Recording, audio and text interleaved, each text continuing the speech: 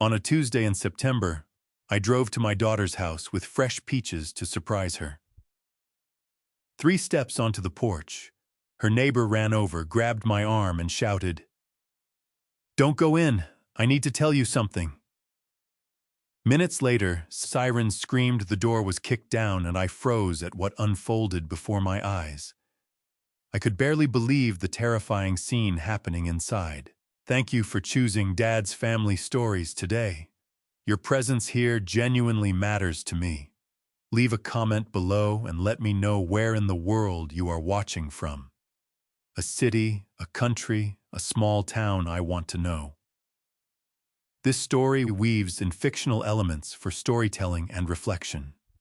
Any resemblance to actual names or locations is purely coincidental. The wisdom inside it, however, is something I hope stays with you. My name is Thomas Harrison. I am 71 years old. For 42 years, I planned the bones of Atlanta, Georgia. Roads and bridges and the drainage channels that keep this city from drowning in itself. I understood structure the way other men understand their own faces in the mirror. I did not understand my daughter. That is what I carry now. That is the weight I wake up with every morning when I hear Clara moving around in the kitchen of this new house, and remind myself that she is here, she is whole, and it came far closer to being otherwise than I can stand to think about for very long. It started on a Tuesday in September. I drove out to her house in Brookhaven with a bag of peaches from the Buford Highway Market, because she loved them, and because her phone calls had gone quiet, in a way that made something in my chest sit wrong. Not silence, just slower. One-word answers and a flatness underneath them that I had been telling myself not to read too much into. I was 3 steps up her front porch when David Henderson came across the yard at a dead run. He was solid and gray-haired, built like a man who had spent 20 years being useful in difficult conditions. He had both arms up, and his face had the look of someone who has already heard the worst thing in the room and is trying to stop you from walking into it. He grabbed my arm at the bottom of the steps. "Don't go in," he said. "I already called 911. "Sir, don't go in." I would learn later who Henderson was. 20 years, United States Army Signal Corps. Ears trained to pull one sound out of a wall of competing noise. He had been on his back porch when it started. But standing there on Clara's front steps with his hand around my arm, all I knew was that a stranger was keeping me from my daughter's front door. The sirens arrived before I could argue my way past him. 2 cruisers, 4 officers. The lead man took Henderson's report in 10 seconds flat, then positioned his team on either side of the door, knocked 3 times, announced himself twice. And on the 3rd kick, the frame gave, and the door went back hard against the inside wall. I went in behind them. I had been told not to. I went in anyway. The living room had been taken apart. A lamp broken. The coffee table on its side. The photograph of Clara and me at her college graduation scattered in pieces across the floor.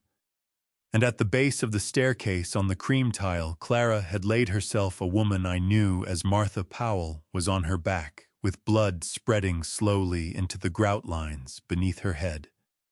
The officer at her side pressed 2 fingers to her throat. "Pulse," she said. "Weak. Get a bus now." I looked up. Clara was at the top of the stairs, pressed into the corner of the landing with her knees to her chest, and her face turned to the wall, and her whole body shaking in the particular way that has nothing to do with temperature. Then Brett stepped out of the shadow behind her. 3 scratches down his left cheek, shirt torn at the collar, both hands holding his own face as if keeping it together by force. He pointed at Clara. "She did it," he said. "She pushed my mother. She was trying to kill her." Clara did not move, did not look at me, did not make a sound. And I stood in the wreckage of my daughter's living room with a bag of peaches in my hand. and I did what I would spend the rest of this story trying to undo. I believed him. The waiting room at Northside Hospital smelled like burnt coffee and recycled air, and the particular kind of dread that soaks into a place when too many people have sat in it, waiting for news they were not ready to receive. I had been sitting in the same hard plastic chair for 3 hours. The bag of peaches was on the floor beside my feet. I had not thrown it away. I did not know why. Maybe because throwing it away felt like admitting that the afternoon I had planned, the simple, ordinary afternoon, with coffee and peaches and a small argument about nothing, was gone in a way that could not be undone. The fluorescent lights above me buzzed at a frequency just high enough to feel like a needle behind the eyes. A television mounted in the corner was playing a cable news program, with the volume turned low, the anchor's mouth moving without sound, the closed captions running 3 seconds behind whatever was actually being said. I watched it without seeing it. Martha Powell was in surgery. That was all the nurse at the desk had told me. Severe head trauma. They were working on the pressure. Beyond that, she could not say. Clara was at the Brookhaven precinct. That was all Detective Miller's office had told me when I called. She was being processed. I could speak with her in the morning. I pressed the heels of my hands into my eyes until I saw color. Brett found me at 9:30. He came around the corner from the direction of the surgical wing, with his hands wrapped around a paper cup of coffee. He was not drinking his expensive dress shirt now, untucked, the torn collar folded back unevenly. The scratches on his face had been cleaned and covered with thin strips of medical tape. He looked like a man who had been crying for hours and had only recently stopped, not because the grief had passed, but because the body had simply run out of what it needed to keep going. He sat down 2 chairs away from me, set the coffee on the seat between us. Did not look at me directly. "How is she?" I asked. My voice came out flat, scraped clean of everything. "Still in surgery." He exhaled through his nose, long and slow. "The doctor said the impact at the base of the skull was significant. They won't know the full extent until she's stable." I nodded, looked at the television. "Thomas." His voice broke on the second syllable of my name. "I have to tell you some things. Things I should have told you a long time ago. And I need you to hear me out before you say anything." I looked at him then. His eyes were red-rimmed and swollen, the skin beneath them darkening to purple. He looked like a man carrying something too heavy to put down. "Talk," I said. He talked. He told me that Clara had been struggling for the better part of a year, that it had started small, the way these things always do, a few online accounts, something to take the edge off a stressful week at work. That he had not noticed at first, because she was careful about it the way people are careful about things they know are wrong. That by the time he understood what was happening, she had already burned through their emergency savings. $12,000 gone in 8 weeks. He told me he had confronted her, that she had cried and promised to stop, and he had believed her because she was his wife, and he loved her, and that is what you do when you love someone. He told me it did not stop. He told me about the joint savings account. $80,000. Gone over 6 months, transferred in pieces to websites with names like Diamond Slots Palace and Golden River Casino Online. He spelled out the numbers slowly, the way you do when you want to make sure there is no misunderstanding.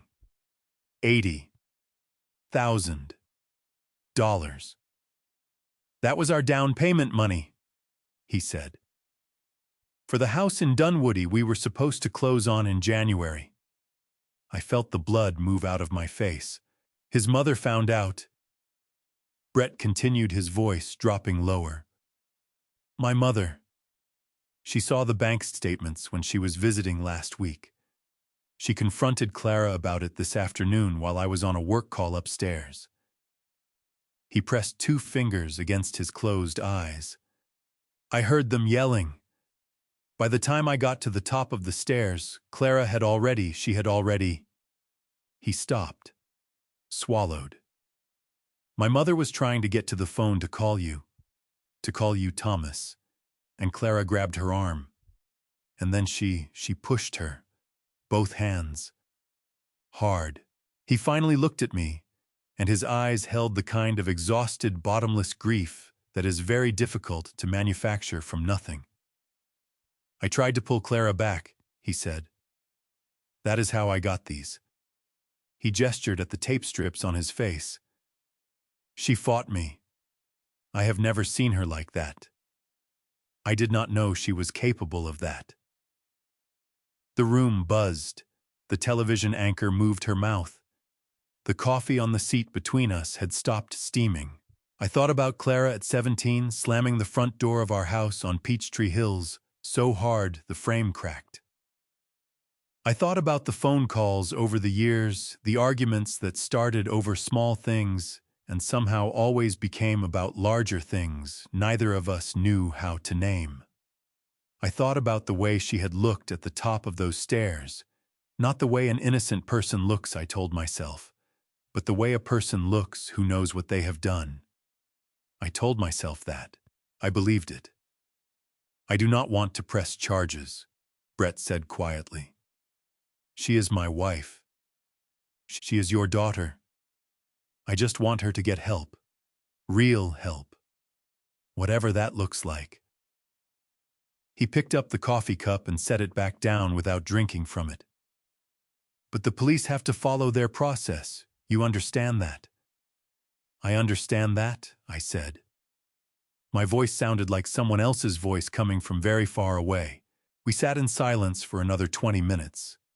The two of us, father-in-law and son-in-law, joined by something that felt like grief and was actually, though I did not know it yet, the architecture of a lie so carefully constructed that I was sitting inside it without being able to see the walls. A door opened at the end of the hall. A man in a gray suit with a notebook in his left hand walked toward us. He had the unhurried stride of a person who has learned that urgency rarely helps and patience usually does. He stopped in front of my chair. Mr. Harrison. His badge came out of his breast pocket in a practiced motion. I'm Detective Raymond Miller, Atlanta PD. I need to ask you a few questions. He looked at Brett, then back at me. Separately, if you don't mind. Brett stood immediately, picked up his coffee. Of course. I'll be down the hall. Miller watched him go. Then he pulled the chair directly in front of mine, sat down, and opened his notebook. He did not write anything yet. He just looked at me with the careful, unreadable expression of a man who has already heard several versions of a story and is now trying to determine which version has the fewest cracks in it. Mr. Harrison, he said, I need to share something with you, and I need you to listen very carefully. Detective Miller did not open with a question. He opened with a statement, and the statement was this. Mr. Harrison, I have been doing this job for 19 years. In 19 years, I have learned that the first story told at a scene is almost never the complete story. Sometimes it is an incomplete story told by a frightened person. Sometimes it is a careful story told by a very calm one. He looked down at his notebook, then back up at me. I am not yet sure which kind of story I received tonight. I straightened in my chair. What does that mean? It means I have two accounts of what happened in that house this afternoon, and they do not agree with each other on a single material point. The fluorescent light above us buzzed. Down the hall, a cart with a squeaky wheel rolled past and disappeared around a corner. Your neighbor, Miller said. David Henderson, the man who called 911. Are you acquainted with him? I met him tonight for the first time. He has lived next door to your daughter for 3 years. Miller turned a page in his notebook. He is a veteran. United States Army Signal Corps, 20 years of active service. He spent the bulk of his career in communications intelligence.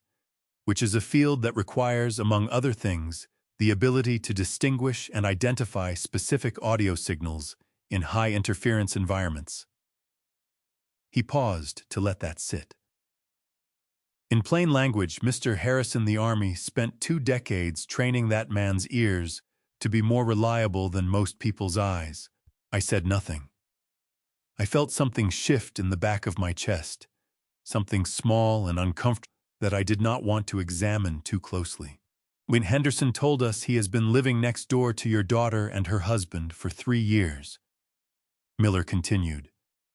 In that time, he says he has heard arguments coming from the house on a regular basis. Weekly, most often on Thursday evenings. He described a consistent pattern. Miller looked at me steadily. The voice doing the shouting in those arguments, Mr. Harrison, was not your daughter's. The words landed differently than I expected them to. He heard a man's voice, Miller said, consistently, demanding money, threatening consequences. Your daughter's voice, when he could distinguish it, was lower, attempting to calm the situation down.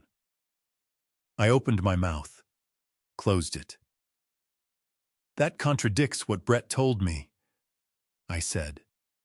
My voice came out careful, the way your voice gets when part of your brain is working very hard to protect the rest of it from something. It contradicts it entirely. Miller agreed. He was not unkind about it. He said it the way a doctor says a difficult thing, plainly, without softening it so much that it loses its meaning.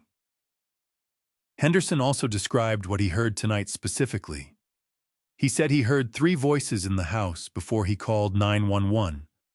A man's voice, a woman's voice he did not recognize, and your daughter's voice. He looked at his notes.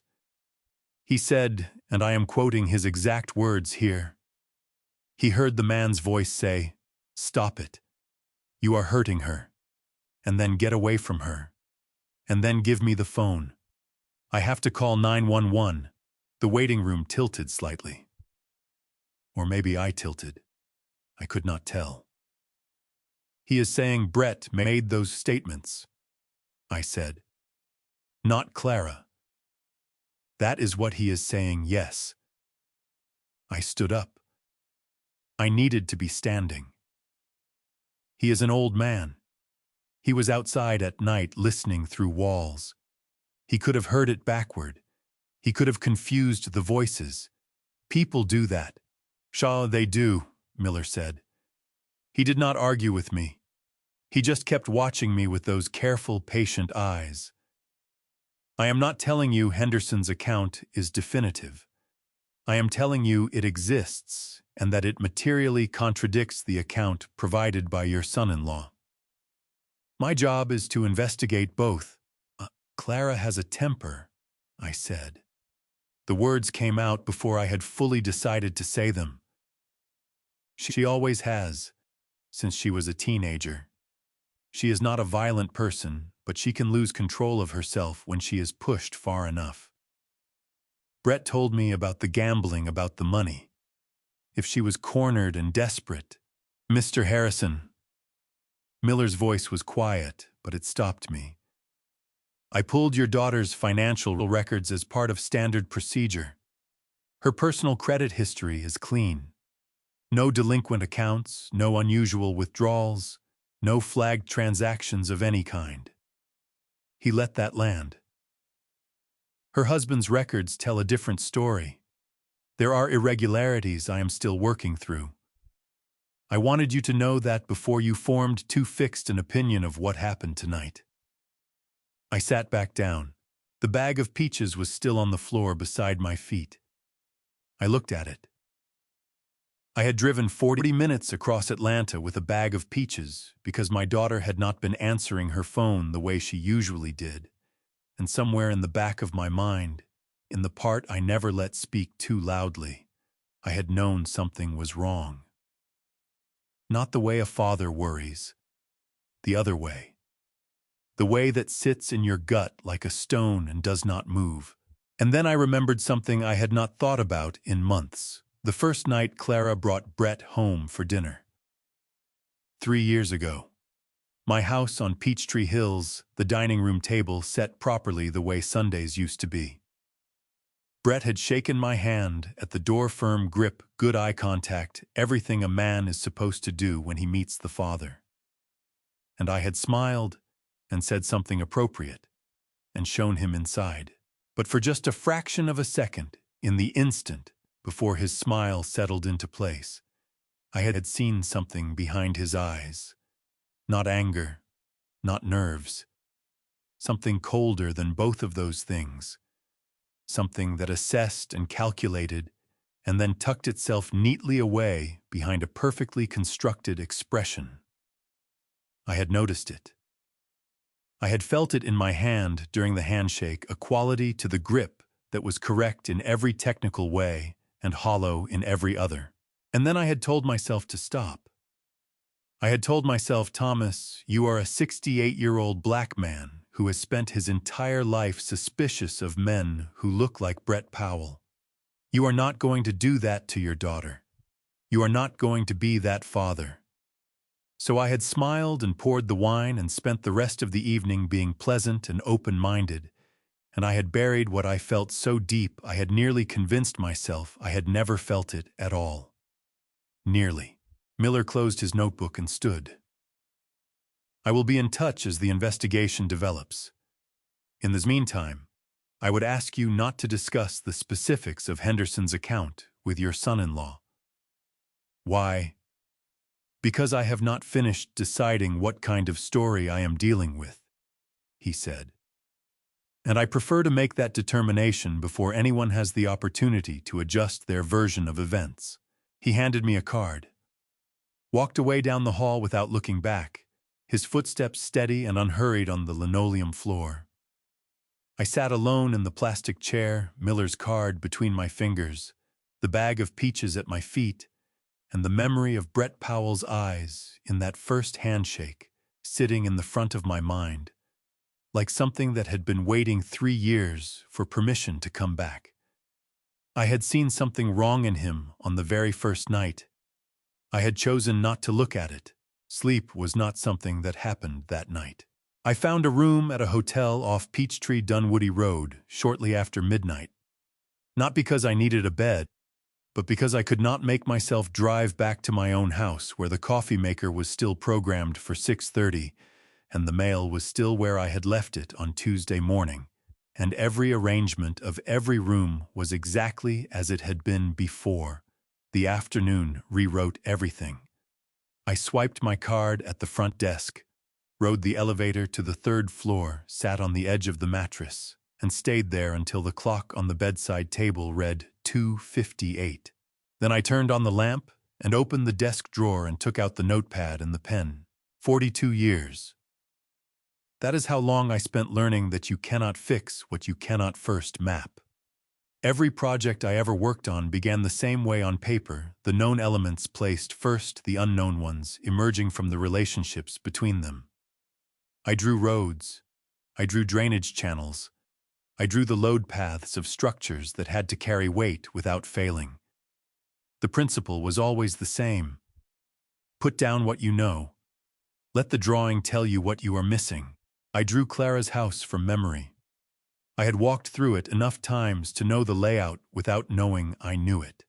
Front door opening onto the foyer, staircase climbing the left wall, living room to the right, kitchen at the back, the 2nd floor landing where Clara had been sitting and the hallway running behind it.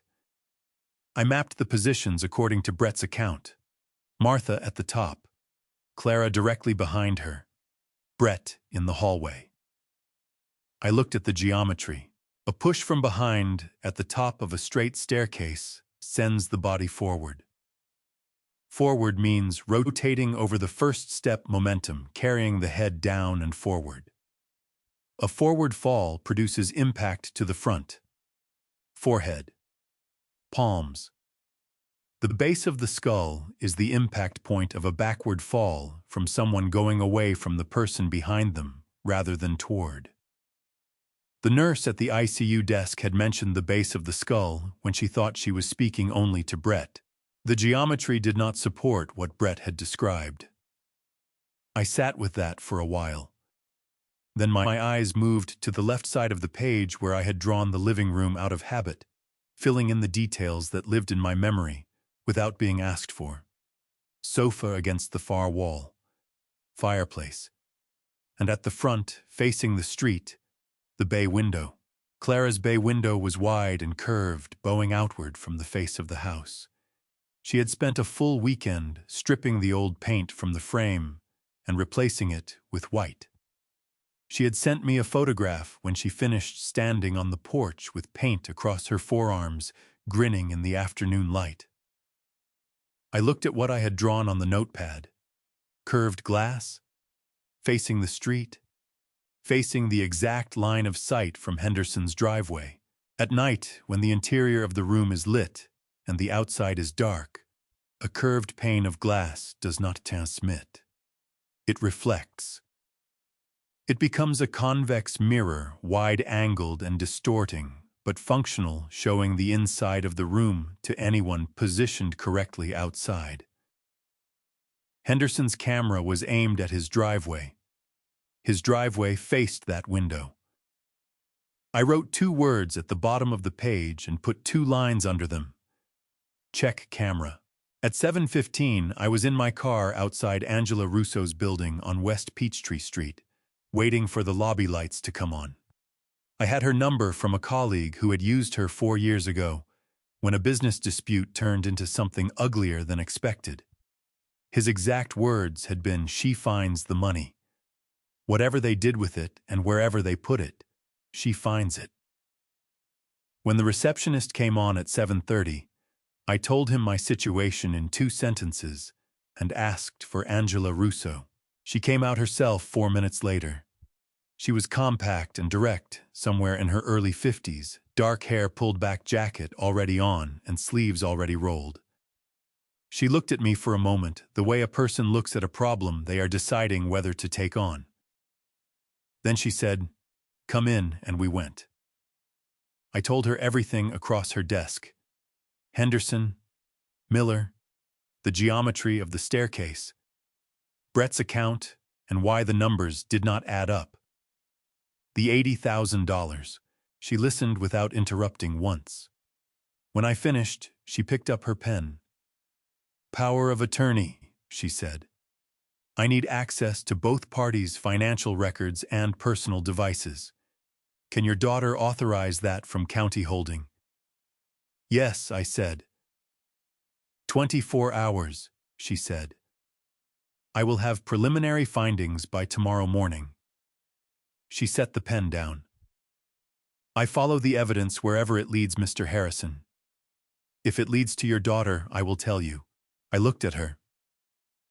"I spent 42 years reading load-bearing structures, Ms. Russo. I know when something is holding weight it was not built to hold. Brett's account sounds like a well-drawn plan. But the geometry is wrong. And when the geometry is wrong, the foundation is the problem." She studied me for a moment, wrote something. "Tomorrow morning," she said. I shook her hand and walked back to the elevator. In my jacket pocket, folded into quarters, was the notepad page, the floor plan, the 2 underlined words. I had not mentioned the window to Angela yet. I wanted to know what the money said first. She called at 7:53 in the morning. I was already awake. I had been awake since 5, sitting at the small desk in the hotel room with a cup of machine coffee that tasted like hot water filtered through regret, watching the Atlanta skyline go from black to gray to the particular washed-out orange that means the sun has arrived, but has not yet decided to commit to the day. When my phone buzzed and Angela Russo's name appeared on the screen, I answered before the second vibration finished. "Come in," she said. No greeting, no preamble. "Now, if you can." I was in my car 11 minutes later. Her office looked different at 8 in the morning than it had the day before. The blinds were angled against the early light, throwing thin stripes of shadow across the glass desk. Angela was already behind it, jacket on 3 separate stacks of paper arranged in front of her, with the precision of someone who has organized bad news into a sequence designed to be survivable. She did not offer coffee. She did not ask how I had slept. She simply looked at me until I sat down, and then she began. "I am going to show you 3 things," she said, "in a specific order. I need you to let me get through all 3 before you say anything." I nodded. She slid the first stack across the desk. Bank statements. Joint account, Brett and Clara Powell.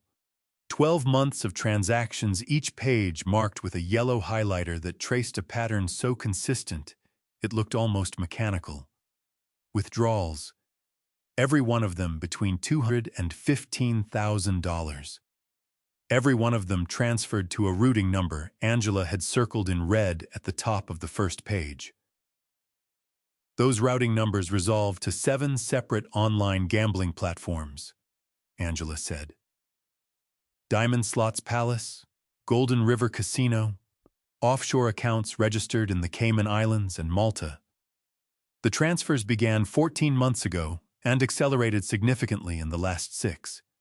She tapped the final page. $83,400, gone. I looked at the number. I had been a city planner for 4 decades. I understood budgets and allocations and the difference between a number on paper and what that number means to a human life. $83,000 was a down payment. It was a college fund. It was the margin between stability and catastrophe for most families in this city. That is what Brett told me, I said carefully. That Clara gambled it away. Yes, Angela said. That is what he told you. She opened her laptop and turned the screen to face me. These are the IP addresses associated with every single transfer, every login to every gambling platform, every withdrawal from that joint account. She let me look at the screen for a moment. They all resolve to one device, Mr. Harrison, one laptop computer, registered and purchased under the name Brett Allen Powell. Your daughter's personal devices show no connection to any of these platforms. Not one login, not one visit, not even a search. The stripe of shadow from the blinds fell across the desk between us. He lied, I said. The words came out flat and small, which was wrong because what they meant was enormous. He lied comprehensively and over a sustained period, Angela said without inflection. She slid the second stack across. This is Clara's personal financial history for the same period. Her individual savings account, her investment portfolio, her credit lines. She pointed to a column of numbers that ran clean and uninterrupted down the right side of the page. Your daughter has been managing her money with considerable discipline.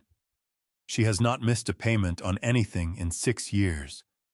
Her credit score is 791. She paused. People with gambling addictions do not have credit scores of 791. I pressed my palm flat against the desk. I needed to feel something solid. The third thing, I said. Angela reached for the third stack. This one was thinner than the others. A single document on top, a page of dense legal text with 2 lines highlighted in yellow near the bottom, and beneath it a printout of an email chain that had been flagged in red. 4 years ago, Angela said Brett Powell was employed as a junior administrator at the Caldwell and Associates Trust Management Office on Piedmont Road. Caldwell and Associates managed the estate of your daughter's grandmother, the trust that became Clara's inheritance. She let that sit for exactly 2 seconds. He had full administrative access to all client files, including the inventory of the estate and the designated beneficiaries. The room was very quiet. He knew, I said. He knew the precise value of the inheritance before he ever introduced himself to your daughter, Angela said. $1.2 million held in a revocable trust that converted to Clara's sole ownership upon her grandmother's death 3 years ago. She tapped the email printout. This is a chain of correspondence between Brett Powell and a private debt recovery firm operating out of Savannah. The most recent email, dated 9 days ago, references a collection demand of $1,100,000 due within 14 days. The language used in the demand suggests this is not a first notice. $1,100,000. Due in 14 days. I thought about Brett's face in the hospital waiting room. The torn collar. The medical tape over the scratches. The paper coffee cup he had carried around for an hour without drinking from it. The performance of a grieving son performed for an audience of one. He needed Clara's inheritance to pay his gambling debts, I said. He needed Clara's inheritance to keep himself alive, Angela said quietly. The firm that sent this demand is not a legitimate collections agency. The language in the correspondence and the structure of the debt strongly suggest ties to illegal lending networks. Men who use these networks to borrow money do not receive politely worded second notices when they fail to repay. I stood up. I could not sit anymore. I walked to the window and looked out over West Peachtree Street, 14 floors below. The morning traffic was building the city, moving through its ordinary rhythms, people driving to offices and schools and coffee shops carrying their ordinary Tuesday morning lives from one place to another, unaware that in this room, on this floor, a man was standing at a window, understanding for the first time the full shape of what had been done to his daughter. "There is one more thing," Angela said behind me. I turned. She had a single sheet of paper in her hand. She held it out. I crossed the room and took it. It was a background verification report. Standard format, the kind any licensed investigator can produce. At the top, in bold type, was a name. Brett Allen Powell. Below it, a single line that had been highlighted in yellow so bright it hurt to look at. No verified identity records prior to February 2018. Sati. The name Brett Powell did not exist before 2018, Angela said. No birth certificate match in any state database, no school enrollment records, no prior address history, no family members who can be independently verified. She looked at me steadily. Someone built that identity from the ground up. Whoever your son-in-law actually is, Mr. Harrison Brett Powell, is not his real name. I looked at the paper in my hand. I thought about Clara at 28 years old, bringing home a man she loved, a man with a firm handshake and good eye contact, and a smile that arrived a half-second after the calculation behind his eyes had already finished its work. I thought about the bag of peaches still sitting on the floor of my hotel room because I had not been able to throw it away. My phone rang. Number I did not recognize. Georgia area code. I answered. A woman's voice. Quiet. Careful.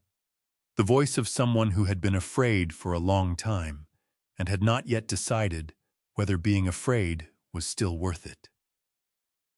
"Mr. Harrison," she said, "you don't know me, but I know who Brett Powell really is. Because he did the same thing to me." Rachel Donovan lived on the 3rd floor of a narrow brick building on East Jones Street, 4 hours south of Atlanta, by the route I took, which was I-16, straight down, with nothing but flat Georgia pine corridor and my own thoughts, and the cruise control holding a steady 68, because I needed my hands to be doing something specific. She had agreed to see me on the phone the previous evening, with a silence before yes. That lasted long enough to tell me she had learned the hard way that yes is a thing to be careful with. The building sat between a renovated townhouse and a laundromat, the kind of structure that has aged without being maintained, functional and uncomplaining. I sat in the car for a moment before going up. The buzzer panel had 3 names. Donovan was written most recently in smaller letters than the others. She opened the door while my hand was still raised. Rachel Donovan was 38 years old, and carried it differently than 38 usually looks, the way people carry ages when something has subtracted more from them than years alone account for. She was wearing a gray sweater too large for her frame, the cuffs pulled past her wrists. She stepped back from the door without speaking, which I understood as the kind of invitation that does not come with words, because the person extending it is not yet sure they mean it completely. The apartment held the minimum necessary: a couch, a table with 2 chairs that did not match, a bookshelf that was the most populated surface in the room, which told me how she had been spending the years since. She put coffee on without asking. We sat across from each other at the kitchen table. "Your daughter is charged with pushing her mother-in-law down a staircase," she said. Not a question. She had already assembled the shape of it from our phone call. "Yes, and the husband's name is Brett Powell. That is the name he has been using." She looked at the surface of the table between us, both hands around her mug knuckles going pale. "When I knew him," she said carefully, "he used the name Daniel Marsh. He said he grew up in Charlottesville, Virginia, that he had lost his parents while he was still in school, that having no family of his own was why mine meant so much to him." She said it in the flat, even tone of someone who has converted an old wound into something load-bearing, something that holds weight without giving way. He was very skilled at becoming exactly the person the situation required. She told me the rest of it without much variation in her voice. The gallery opening 5 years ago. The marriage 8 months later. 14 months after that, a fall down the back steps of their house. His mother. Rachel in the kitchen when it happened. The sound, running to the door. The woman already on the ground. "She said I pushed her," Rachel said. "He said he saw it." "What happened at trial?" I asked. "Some acquittal, 7 months later." She set her mug down. Her hands were trembling now, finally not trying to hide it. "I came home to an apartment I had never been inside. He was gone. The joint accounts were empty. He had refinanced the house against a power of attorney I had signed 18 months earlier for what he called tax management purposes, then sold the property to a buyer I had never heard of." She looked at me. "The police traced a Daniel Marsh to Virginia, a retired teacher. He had no idea anyone had used his name." I reached into my jacket and placed the photograph Angela had printed on the table between us. Brett Powell. Company event. 18 months ago. The smile with the half-second delay. Rachel did not touch it. She looked at it for a long time. Then she put her fingertips over her mouth, and her eyes went full and bright. "That is Daniel," she said, barely above a whisper. East Jones Street moved quietly outside the window. A truck somewhere. A door in the building. "My Miss Donovan." I kept my voice level through an act of deliberate will. "I understand what I am asking. I know that standing in another courtroom means going back through the full length of what you have spent 5 years putting distance between yourself and—" I waited until she looked at me directly. "My daughter is 32 years old. She did not do what she has been charged with doing. And without someone who can show a jury that this man has done this before, I cannot get her out." Rachel used the back of her hand across her eyes. The sweater cuff fell back over her knuckles. "If I step forward," she said, "he will know it was me who did it." "He is in custody," I said. "And I intend to see that he remains there." She looked at the photograph a second time. Then she looked at me with the particular careful attention of someone measuring something that cannot be measured directly. "My father used to say," she said quietly, "that the difference between a promise and a statement is whether the person making it knows the cost." I did not answer that. I let it stand in the room where it belonged. She looked down at the table, then she nodded. Small, certain, final. "Tell me what you need from me," she said. The drive back from Savannah took 4 hours and 11 minutes, and I spent all of it on I-16 with Rachel Donovan's voice running through my head on a loop I could not switch off. The way she had described Daniel Marsh, the man she had married and trusted and lost everything, to had overlaid itself perfectly onto Brett Powell, like a transparency held up to a light, and the alignment was so complete, it was almost impossible to look at directly. I pulled into Brookhaven at 20 minutes past 3. I had called Miller from somewhere outside Macon, and he had arranged the clearance without comment, the way he handled everything efficiently and without editorializing. I could take what Clara needed for an extended stay. He left the word extended sitting in the air between us without apology. The crime scene tape was still in place across the front door, that specific yellow that means a line has been drawn between the ordinary life of a place and what has happened to it.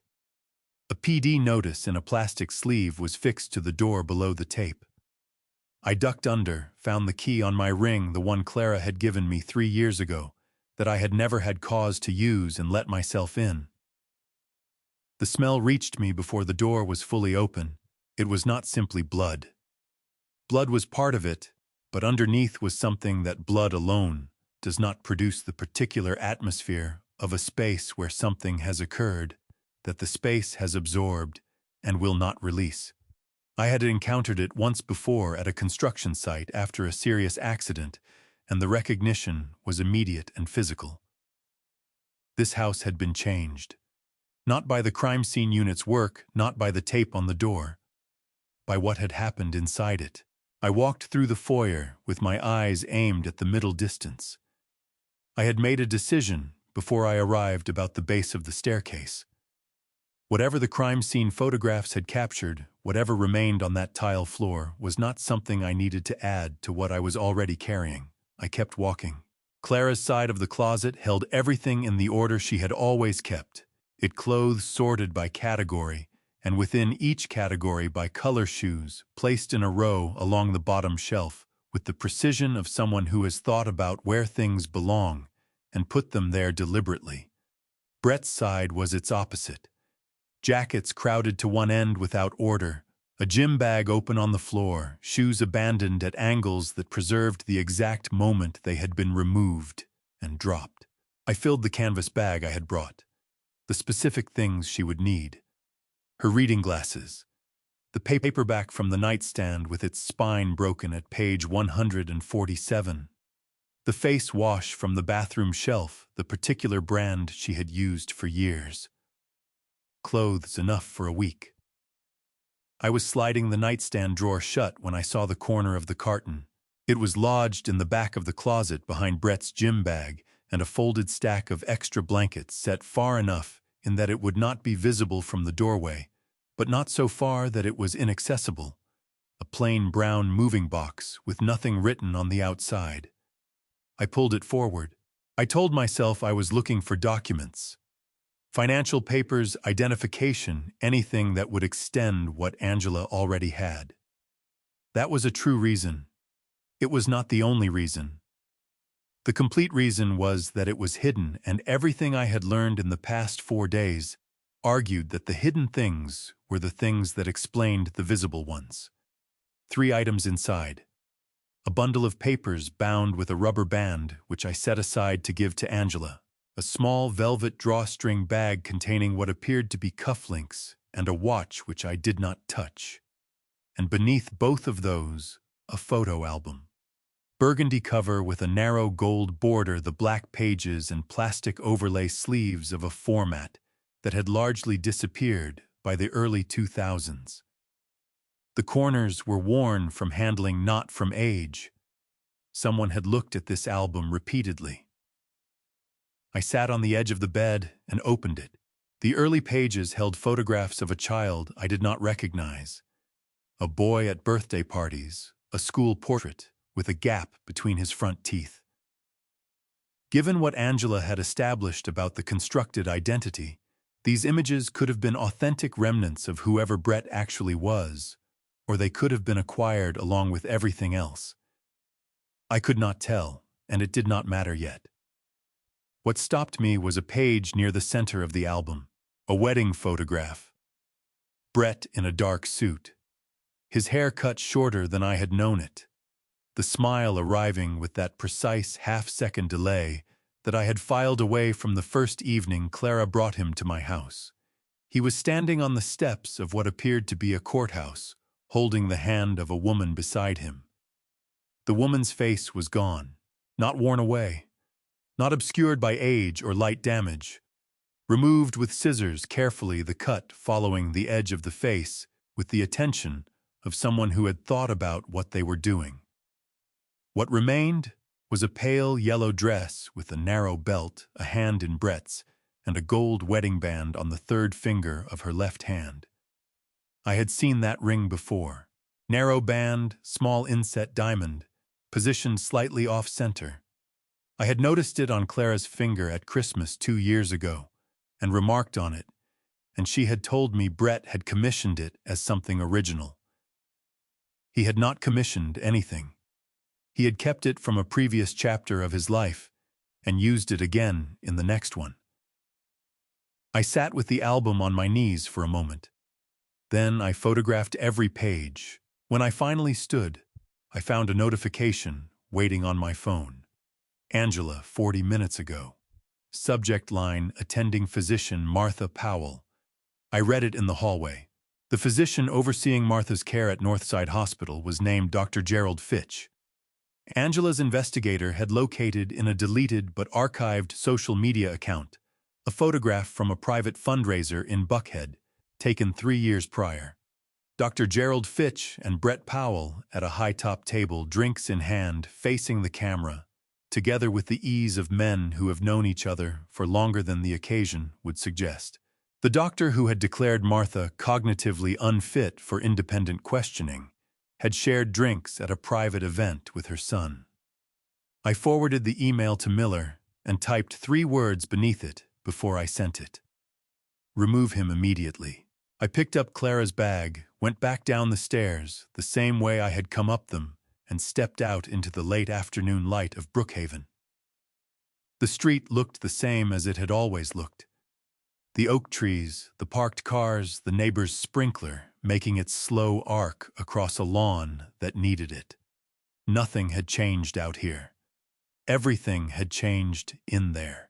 Angela's call came at 8:02 on Saturday morning, and she said 4 words before anything else. Come in. 2 things. I was already on Peachtree Road with the coffee I had made in the hotel room, going cold in the cup holder because I had forgotten it was there.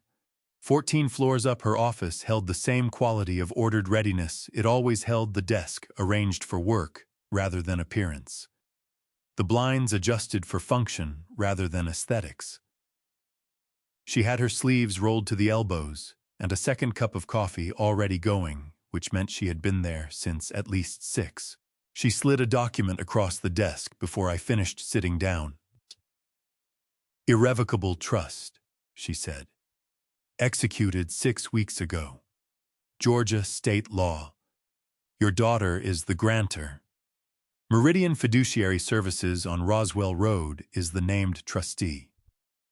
In the event of Clara's death or legal incapacitation, the entire principal passes to the Georgia Justice Foundation. She tapped the bottom of the page. $1.2 million. Permanently removed from any claim Brett Powell could make against it. A felony conviction cannot redirect it. A civil judgment cannot attach to it. He cannot touch it under any legal mechanism available to him. I looked at the document without picking it up. She knew about the gambling, I said.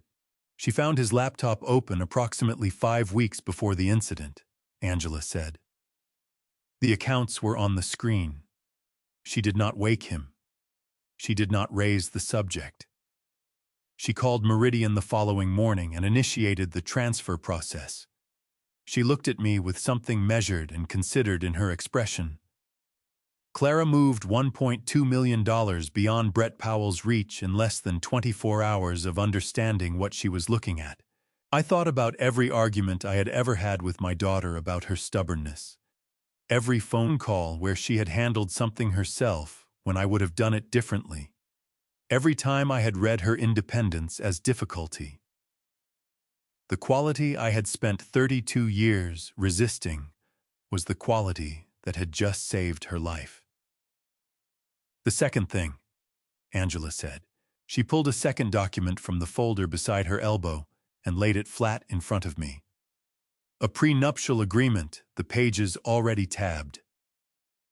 Near the bottom of the third page, 2 lines were marked in yellow. This clause, she said. The language reads like standard prenuptial boilerplate. It states that conviction of a felony by either party transfers full managerial authority over all jointly held and individually held marital assets to the non-convicted spouse pending appeal. She looked up at me. That language does not appear in any template used by reputable family law practitioners in this state. It was not standard. It was added. By the attorney who drafted it, I said. It's a man named Warren Slade, Angela said. Small practice in Sandy Springs. His bar license was suspended 18 months ago for conduct violations in a separate matter. I am working to establish the precise nature of his prior connection to Brett. She set the document aside. If Clara had been convicted, Slade's clause would have given Brett legal standing to manage all of her assets during the appeal period, including the trust funds pending a court's determination of the clause's enforceability. But Clara moved the money first, I said. She moved it before Brett had any reason to think she knew what was happening, Angela said. He was still operating on the assumption that the trust was accessible. She had already closed the door. I drove to the Fulton County Jail at 10 o'clock. The visiting room was long and low, the ceiling close enough to make the space feel compressed. The air carrying the particular institutional smell of disinfectant applied over something that disinfectant cannot fully address. A row of divided cubicles ran down the center, each one with reinforced glass between 2 chairs and a phone handset on either side. The fluorescent lights overhead made no concessions to the feelings of the people sitting under them. I sat down and waited. Clara came through the door on the far side of the glass, and something in my chest shifted that I had not been braced for. She was my daughter.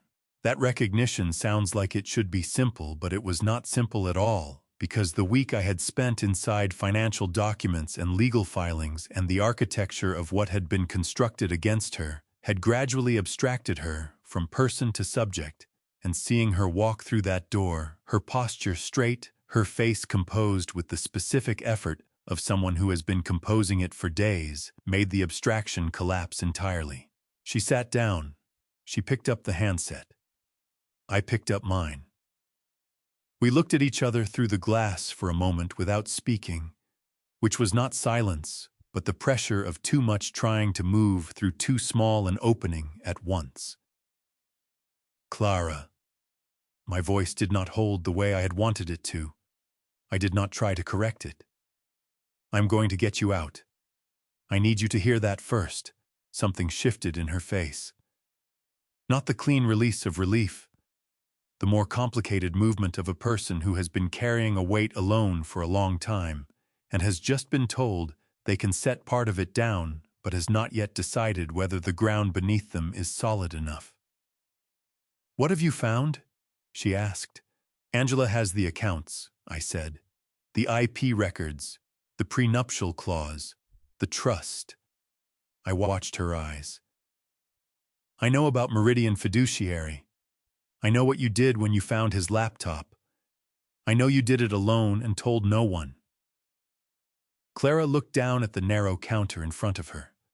The muscles along her jaw tightened and then released. I was scared, she said. Her voice was steady and quiet. Not of what he would do. I was scared of calling you. Scared you would say you had seen it coming. That I should have known sooner. She looked up at me. That I had made exactly the kind of mistake you always expected me to make.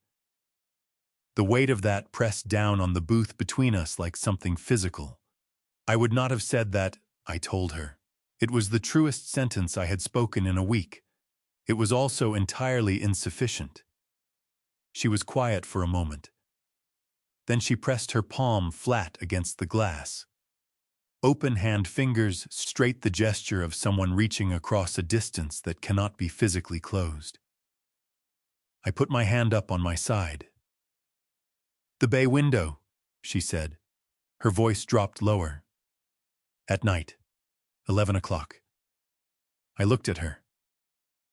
What? But the door behind her was already opening. The guard's presence in the doorway. Clara stood her hand, lifting from the glass, her eyes on mine for the last available second. 11 o'clock, she said again. And then the door closed. I sat with my palm still against the cold glass and looked at the empty chair on the other side and turned those 3 words over in my mind, the way you turn a key that has not yet found its lock. Bay window. 11 o'clock. I did not know what she meant, but I had spent 42 years learning that when a structure contains a detail that does not fit the rest of the blueprint, that detail is never an accident. His front door was open by the time I cut the engine. That was David Henderson in 4 words. A man whose attention did not wait for things to announce themselves. In 20 years of Army Signal Corps, he had developed the habit of noticing before being notified, and 3 years of living next door to a house that contained something wrong had kept that habit sharp. He stood at the threshold in a gray shirt and dark slacks, one hand on the doorframe, watching me come up the walk with the patience of someone who knew this visit was coming and had simply waited for it to arrive. "Mr. Harrison," he said. "Mr. Henderson." I stopped at the foot of the steps. "I need the full account. Not what you filed with Detective Miller. Everything you heard in the order you heard it." He did not deliberate. He simply stepped back from the doorway. "Come in," he said. "Coffee's on." The kitchen was small and precisely kept a round table near the window, 2 chairs, the surface clear.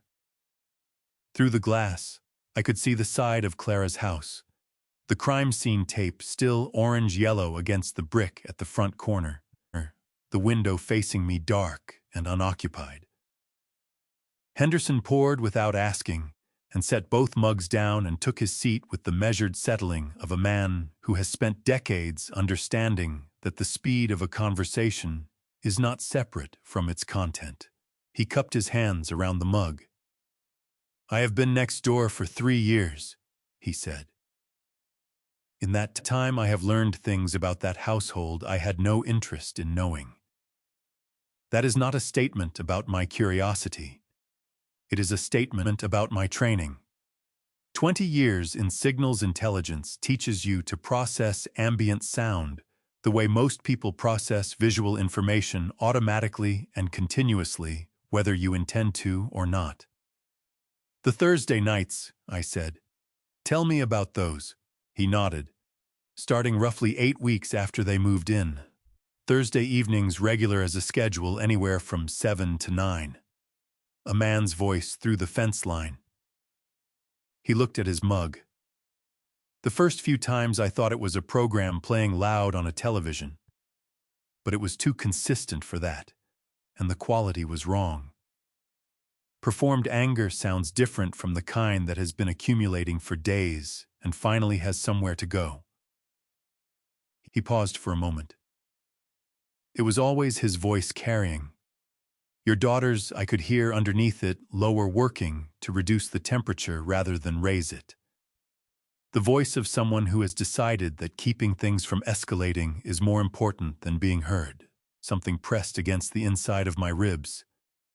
"What was he after?" I asked. "Money," Henderson said. In every form the demand takes. Where did it go? There should be more. You said you would handle this. Sometimes a specific figure. Sometimes just the shape of the pressure without the number. But the pattern was fixed. His voice demanding. Hers accounting. He lifted his mug and set it back without drinking. 3 years of Thursday evenings teaches you what kind of house you are living next to Mr. Harrison. I know the difference between a woman who causes trouble and a woman who absorbs it. I put both hands flat on the table. The night it happened, I said. All of it. Henderson reached into his shirt pocket and produced a folded quarter sheet of paper which he spread on the table with both thumbs. The writing on it was dense and abbreviated the compressed notation of someone trained to capture information quickly and retrieve it precisely. Wrote it that same night before I slept, he said. 20 years of field habit. The sequence is what matters here. I leaned in. 4:17 p.m. I had just checked my watch stepping onto the back porch. Voices from next door immediate. 2, not 3. A man and an older woman. Your daughter had not yet come down. He looked at me steadily. That matters. They were talking before she was in the room. Martha, Brett and his accomplice alone in the house, laying the groundwork. What did they say? My voice was barely above a murmur. Henderson read from the paper. The man said as close to verbatim as my notes carry it. When she comes down, just let it happen. Stay near the stairs, and I will manage everything else. He looked up. The woman said something I could not resolve at that distance. Then the man said, all you have to do is fall. Just fall and make noise. I will take care of the rest. The wall clock in the kitchen ticked through 4 or 5 seconds. He coached her, I said. He gave her a script and a blocking note, Henderson said. Whatever injuries that woman sustained at the base of those stairs, she walked into that house having agreed to perform a role in something she helped design. She was not your daughter's victim. She was Brett's instrument, and the instrument failed in ways he had not adequately planned for. I looked through the window at the dark side of Clara's house. And after that, I said, 8 minutes approximately, a third voice, Clara coming downstairs. Henderson touched the paper. All 3 overlapping. I could not pick out specific words during that portion. Then Brett's voice came up over the rest. Stop it, he said. Then you are hurting her. Then give me that phone. I am calling 911. He was going for help, I said. Got him. He was moving toward a telephone to report an emergency in progress, Henderson said. What came after was a struggle. Not one person falling. 2 people fighting over something. Then a heavier impact. Then Brett's voice loud. What did you do? What did you do? He slid the paper across to me. Then your daughter. Same word 3 repetitions. No, no, no. The cadence of someone watching something happen that they cannot undo and cannot believe is real. I looked at the paper under my fingers. The handwriting precise. The timestamp exact. The record of Anne who had been paying attention when it mattered. She didn't push her, I said. No, Henderson said. She did not. We let that sit. I picked up the paper. May I keep this? Miller has a copy, Henderson said. That sheet is yours. I stood and looked toward Clara's house. The bay window was around the front out of sight from this angle. But I knew where it was. I had traced its position on a hotel notepad at 3 in the morning working from memory, and I had understood something about curved glass and light and the way a surface behaves when one side is bright and the other is dark. 11 o'clock. Clara's words from behind the visiting room glass. "Your security camera," I said. "The porch mount." "What does it cover?" "Driveway," Henderson said. "I park my truck there." I thought about the angle, the window, the physics of a convex mirror at night. "Did you ever actually review the footage yourself?" I asked. "From that evening? Did you sit down and watch it from beginning to end?" Henderson was quiet, not hesitating, processing. The expression on his face changed the way a map changes when someone adds a road that explains why a route that looked indirect is actually the most direct path. "I handed Miller the login," he said slowly. "I assumed his people took what they needed." He pushed back from the table and stood joints, registering the effort in the way that joints do after long service.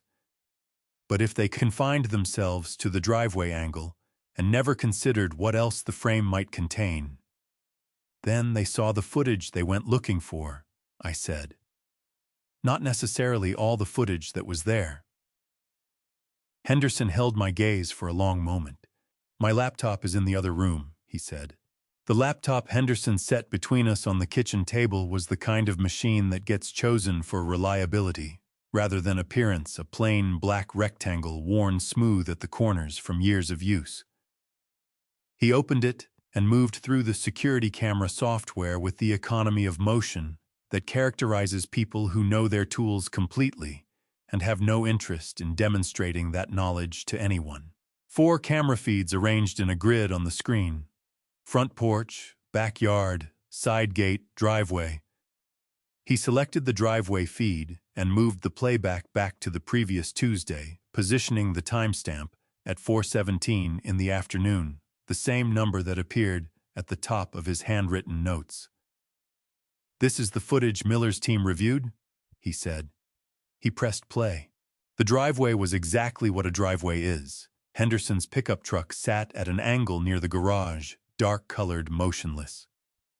Beyond it, the street moved at the pace of a Tuesday afternoon in a residential neighborhood, the occasional car, a woman pushing a stroller.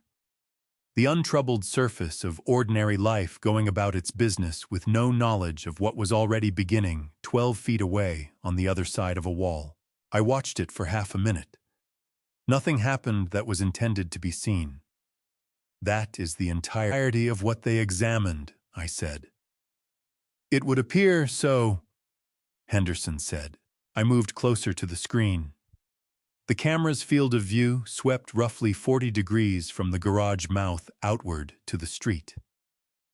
At the far left boundary of the frame, almost beyond the edge of what the camera was designed to capture, stood the front corner of Clara's house. And projecting from that corner, its wide, curved face aimed toward Henderson's driveway, like the bow of a ship turned into the wind, was the bay window. "Zoom into the left edge," I said. "As far as it will go." Henderson expanded the image with 2 fingers. The resolution softened as the frame enlarged, the picture trading precision for coverage, but the shape of the bay window clarified enough to work with. At 4:17, the glass was dark. The interior of the living room had not yet been lit. The window gave back only the pale gray of the afternoon sky above the roofline.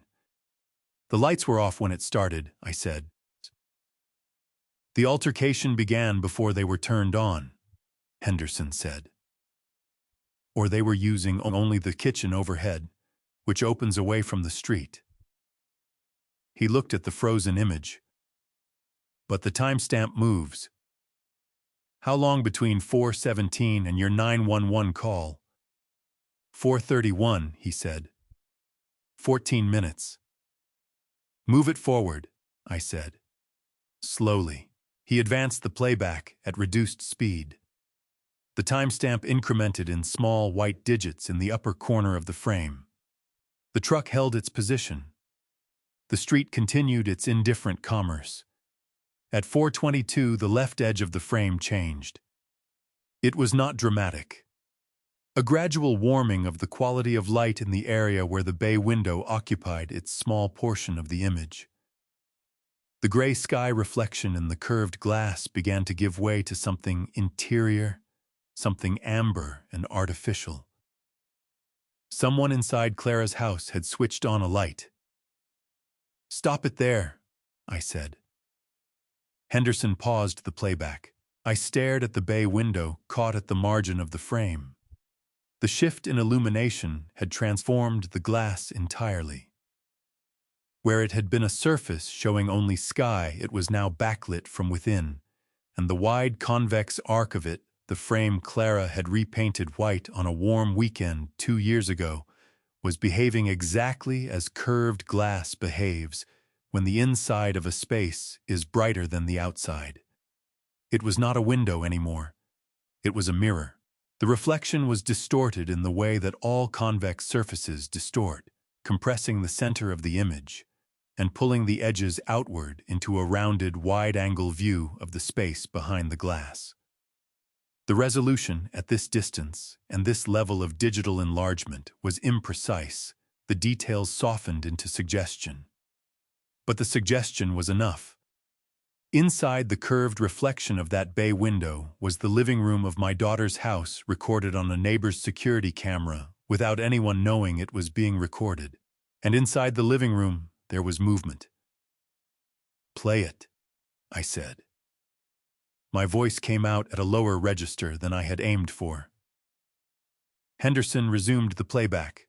The figures in the reflection were initially difficult to read, the fisheye compression of the curved glass, rendering the familiar proportions of a room into something strange and elongated, human forms stretched out of their natural dimensions. But the eye finds what it is looking for, and within a few seconds, the shapes resolved into something I could interpret. 2 figures on the left side of the reflected room, standing in close proximity. Their orientation toward each other had the quality of consultation, rather than conflict, heads angled inward, the posture of people sharing information that is not meant for anyone else. Brett. And the woman who had presented herself as his mother. A third figure materialized at the top of the reflected staircase and descended with rapid, purposeful movement, smaller than the other two, coming toward the sound of something she had heard and could not ignore. Clara. The pressure in my chest was so significant I could feel each heartbeat separately. The 3 figures converged in the center of the reflected room, and the image became harder to parse, the movement growing rapid and the distortion of the glass multiplying the confusion. Then the tallest figure broke away and moved toward the right edge of the reflection, toward the wall where the telephone was mounted near the kitchen doorway. Brett. Moving to make a call, the smallest figure moved in the opposite direction, away from the phone toward the left side of the room. The reflection lost her for 2 seconds. 2 seconds. When she reappeared, she was moving back toward the tall figure, and the silhouette of her right hand had changed. Something in it that had not been there before. Something that caught the living room light and returned it. I held my breath without deciding to. The tall figure turned. His body registered what was coming in the form of a sudden backward shift of weight, and then the 2 figures were locked together, the reflected image reducing the violence between them to a series of merging and separating shapes, the detail stripped away by distance and glass and the limits of what a driveway camera was ever meant to capture. And in that same moment, while the 2 of them struggled in the right side of the reflection, the shorter figure near the staircase took 1 step back, then another, and the floor which Brett had prepared for exactly this outcome offered her nothing. She went down, not driven backward by another person's hands, not the result of a push or a blow. The simple, irreversible consequence of a surface made deliberately treacherous, giving way beneath a person who had agreed to stand on it. Henderson stopped the playback. The kitchen held its silence. I put both hands over my face and pressed them there, breathing into my palms, feeling the warmth of my own breath against my skin, and letting it be the only sensation I attended to for a long moment. "That is not what I expected to find," Henderson said. "No," I said into my hands. "Neither did I." I lowered them, looked at the frozen frame on the screen, the distorted mirror of the bay window shapes arrested in mid-motion. The truth of a Tuesday afternoon in September preserved in the curved glass of a window my daughter had painted with her own hands. "I need Angela Russo to see this before the night is out," I said. "And I need her to get it to someone the court will recognize as an independent forensic imaging expert. Someone whose name on a report cannot be challenged." Henderson closed the laptop with a quiet click. He looked at me across the kitchen table the way one person looks at another when both of them have arrived at the same understanding simultaneously, and neither of them needs to say it out loud. "Use my phone if yours needs charging," he said. "I am not going anywhere." Angela called at 7:40 Monday morning and said 3 words before hello. "Come in now." Her office looked the same as it always did, and felt entirely different the way a room feels different when the information inside it has changed the weight of the air.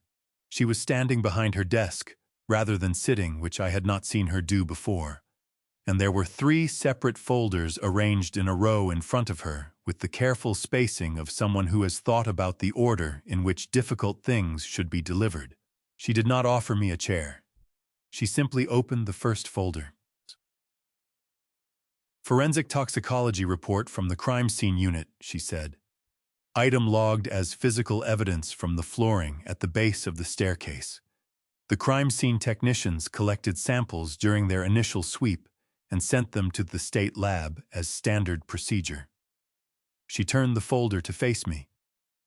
"The samples contain a commercially available paste wax compound, the kind used on hardwood floors, applied in a concentrated manner to a specific area of the floor approximately 18 inches in front of the bottom stair." She looked up. "Not distributed the way floor wax is distributed when someone is cleaning. Applied deliberately to a small specific area. I thought about Martha Powell walking into that house knowing what she had agreed to do. I thought about her standing near the base of the stairs, her feet on a patch of floor that her own son had made treacherous." "He did not care if she was hurt," I said. "He cared very much that she was hurt," Angela said. "He needed the injury to be serious enough to support a charge of attempted murder rather than simple assault. A minor fall would not have been sufficient." She paused. What he did not account for was how serious it would actually be. She closed the first folder and opened the second. "DNA analysis from the forensic examination of both parties, specifically material collected from under the fingernails of Clara Powell and Brett Powell, respectively." She placed 2 printed reports side by side. Under Clara's fingernails, the lab found her own skin cells trace cotton fiber consistent with her clothing and nothing else. No foreign DNA of any kind. She tapped the second report. Under Brett Powell's fingernails, the lab found epithelial tissue, skin cells. The DNA profile does not match Clara Powell. She looked at me steadily. "It matches Martha Powell." The room was very quiet. "He told the police Clara scratched him," I said. "He told the police Clara scratched him while she was attacking his mother," Angela confirmed. "The physical evidence says the skin under his nails belongs to the woman he told to fall down a flight of stairs. Whatever contact produced those scratches, it was contact with Martha, not Clara." She let that sit for exactly the right amount of time. "Clara did not touch him. Not once." I pressed my hand flat against the desk. "The third folder," I said. Angela reached for it. This one was thinner than the others. She opened it and turned it toward me without preamble. It was a background report. Martha Powell, age 68, last known address, Macon, Georgia. I scanned the document. No children listed. No next of kin. The section marked immediate family contained a single line, and that line had been highlighted in yellow by Angela or one of her investigators. Biological son deceased March 2015. I looked up. Martha Powell's only biological child died 11 years ago, Angela said. A son named Gerald Powell, age 31 at time of death, cardiac event secondary to substance abuse. She closed the folder. Brett Powell is not her son. He has never been her son. Whatever their relationship is, it did not begin in a delivery room. I sat down. I had not meant to sit down. My legs simply made the decision without consulting me. Who is she? I asked. We are still working on the full picture, Angela said.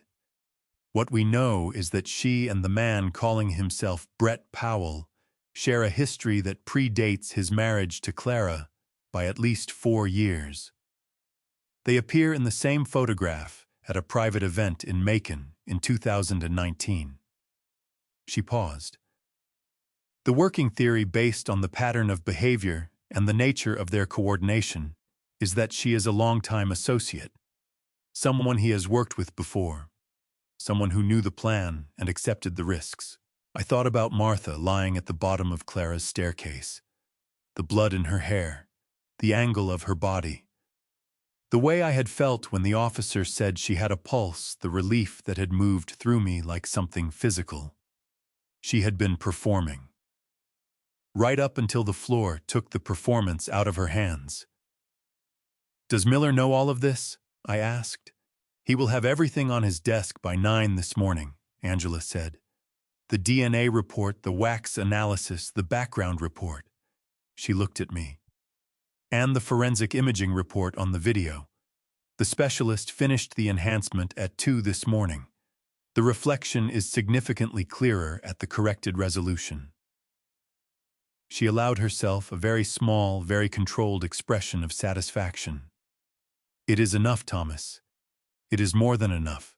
I sat in the chair in Angela Russo's office on the 14th floor and looked out the window at West Peachtree Street below and thought about Clara sitting in a cell in Fulton County and about a curved piece of glass that had been watching when no one knew anyone was watching. Martha's phone rang in my memory, the hospital monitor jumping from 72 to 102. The machine had known before I did. What happens now? I asked. Angela picked up her phone. Now, as she said, we call Detective Miller. I arrived at Northside Hospital at 2:30 that Monday afternoon and took the elevator to the 4th floor ICU without stopping at the nurses' station, because I had learned over the past week that the people who stop at the nurses' station are the people who get told to wait, and I was done waiting. The corridor outside Martha's room had a narrow window set into the wall beside the door, the kind designed to let staff check on a patient without disturbing them. I looked through it before I went in. Brett was already there. He was sitting in the chair beside the bed, with his body angled toward Martha, in the posture of a devoted son, one hand covering hers on the blanket, his head inclined toward her face. His lips were moving. I could not hear the words through the glass, but I did not need to. The quality of the movement told me everything. This was not comfort. This was instruction. The careful, deliberate movement of a mouth delivering information that needed to be received and retained. Martha's eyes were open. She was watching him with an expression I could not immediately name. Not warmth, not fear exactly. Something more complicated than either of those things. I pushed open the door. Brett looked up. The devoted son expression assembled itself over his face with a speed that would have been impressive under any other circumstances. Thomas. He stood releasing Martha's hand. She just woke up an hour ago. She is still very weak. The doctors say—" "I know what the doctors say," I said. I did not look at him. I was looking at Martha. "How are you feeling?" Martha turned her eyes toward me. They were clearer than I expected. Whatever medications she was on had not reached the place behind her eyes where the calculation lived. "Tired," she said. Her voice was rough, the voice of someone whose throat had been through a significant ordeal. "Very tired."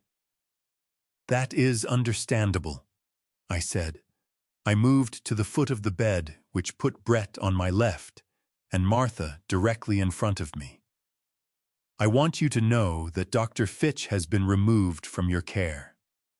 The hospital has assigned a new attending physician, someone with no prior connection to anyone in this situation."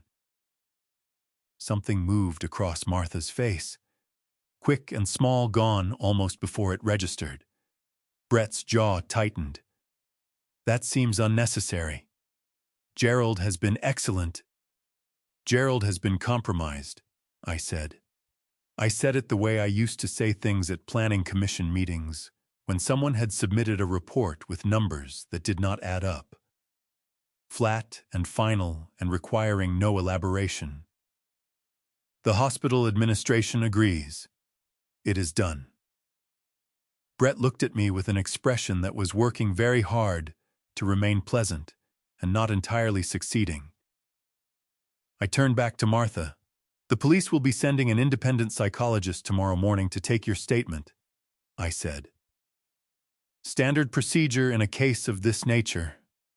They will want to hear in your own words what happened in that house last Tuesday." The monitor beside the bed registered the change before her face did. Her heart rate had been sitting at 74 beats per minute since I entered the room, the number glowing green and steady in the upper right corner of the screen. When I said the word statement, it moved. 79, 86, 93. Not the gradual climb of physical exertion, the sudden spike of a specific fear. Brett saw it too. He turned toward the monitor, then back at me, and the pleasant expression was gone entirely now. "She is not ready for that," he said. "She suffered a severe head trauma. You cannot expect her to. The new attending physician has already assessed her cognitive function," I said. "She is ready." I kept my eyes on Martha. "The psychologist will be here at 9 tomorrow morning. Whatever you remember about that afternoon, you will have the opportunity to share it then." Brett stepped between me and the bed. "I think you should leave," he said.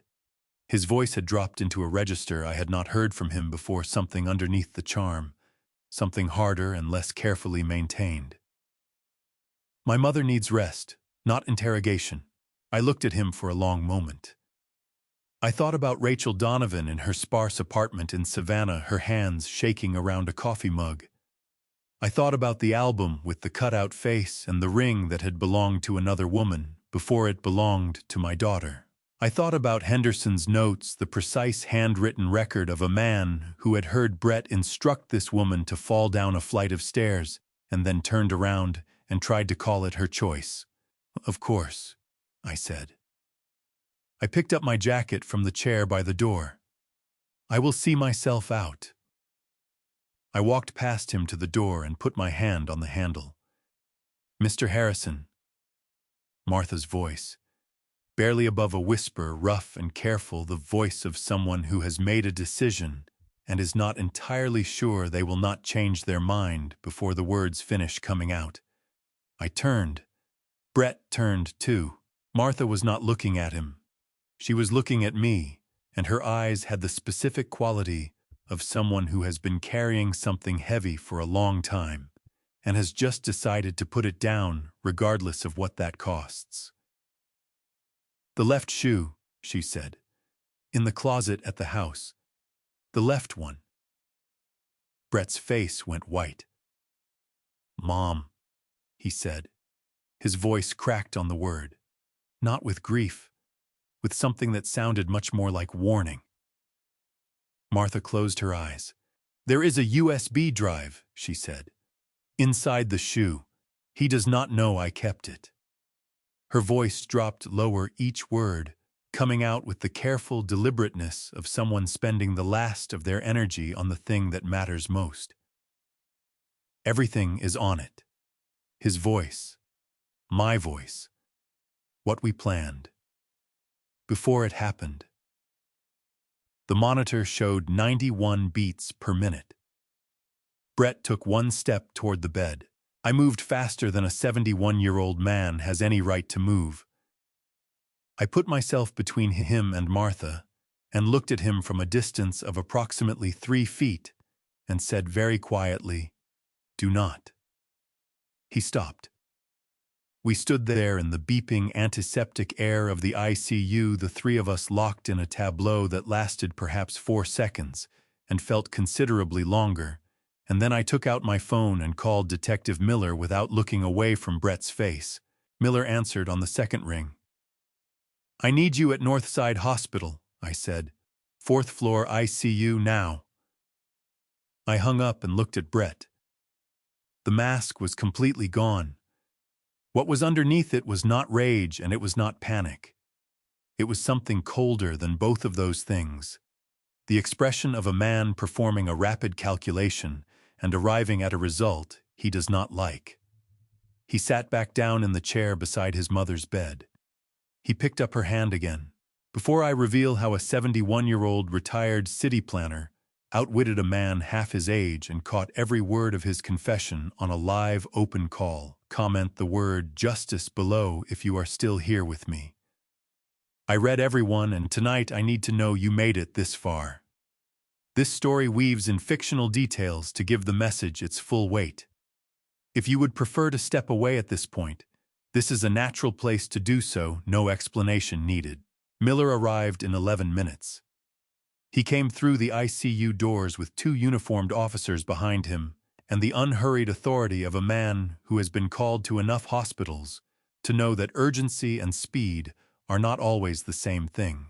I met him in the corridor outside Martha's room and handed him the information in 30 seconds flat. Left shoe. Closet at the house. USB drive. Martha Powell's voluntary disclosure witnessed by me, no coercion. Miller looked at me for a moment, then looked through the narrow window at Brett still sitting beside Martha's bed, still holding her hand, still performing the devoted son for an audience that had stopped believing the performance. "I will need a formal statement from Mrs. Powell when she is able," Miller said. "She is able now," I said. "She told me so herself." Miller nodded once and pushed open the door. I stayed in the corridor. Through the window, I watched Brett look up when Miller entered. Watched the 2 uniformed officers position themselves near the door with the practiced casualness of people whose job involves being ready for things without advertising that readiness. Watched Brett's face go through 3 expressions in approximately 2 seconds: surprise, then calculation, then a version of cooperative concern that fooled no one in that room. Miller spoke to Martha for 4 minutes.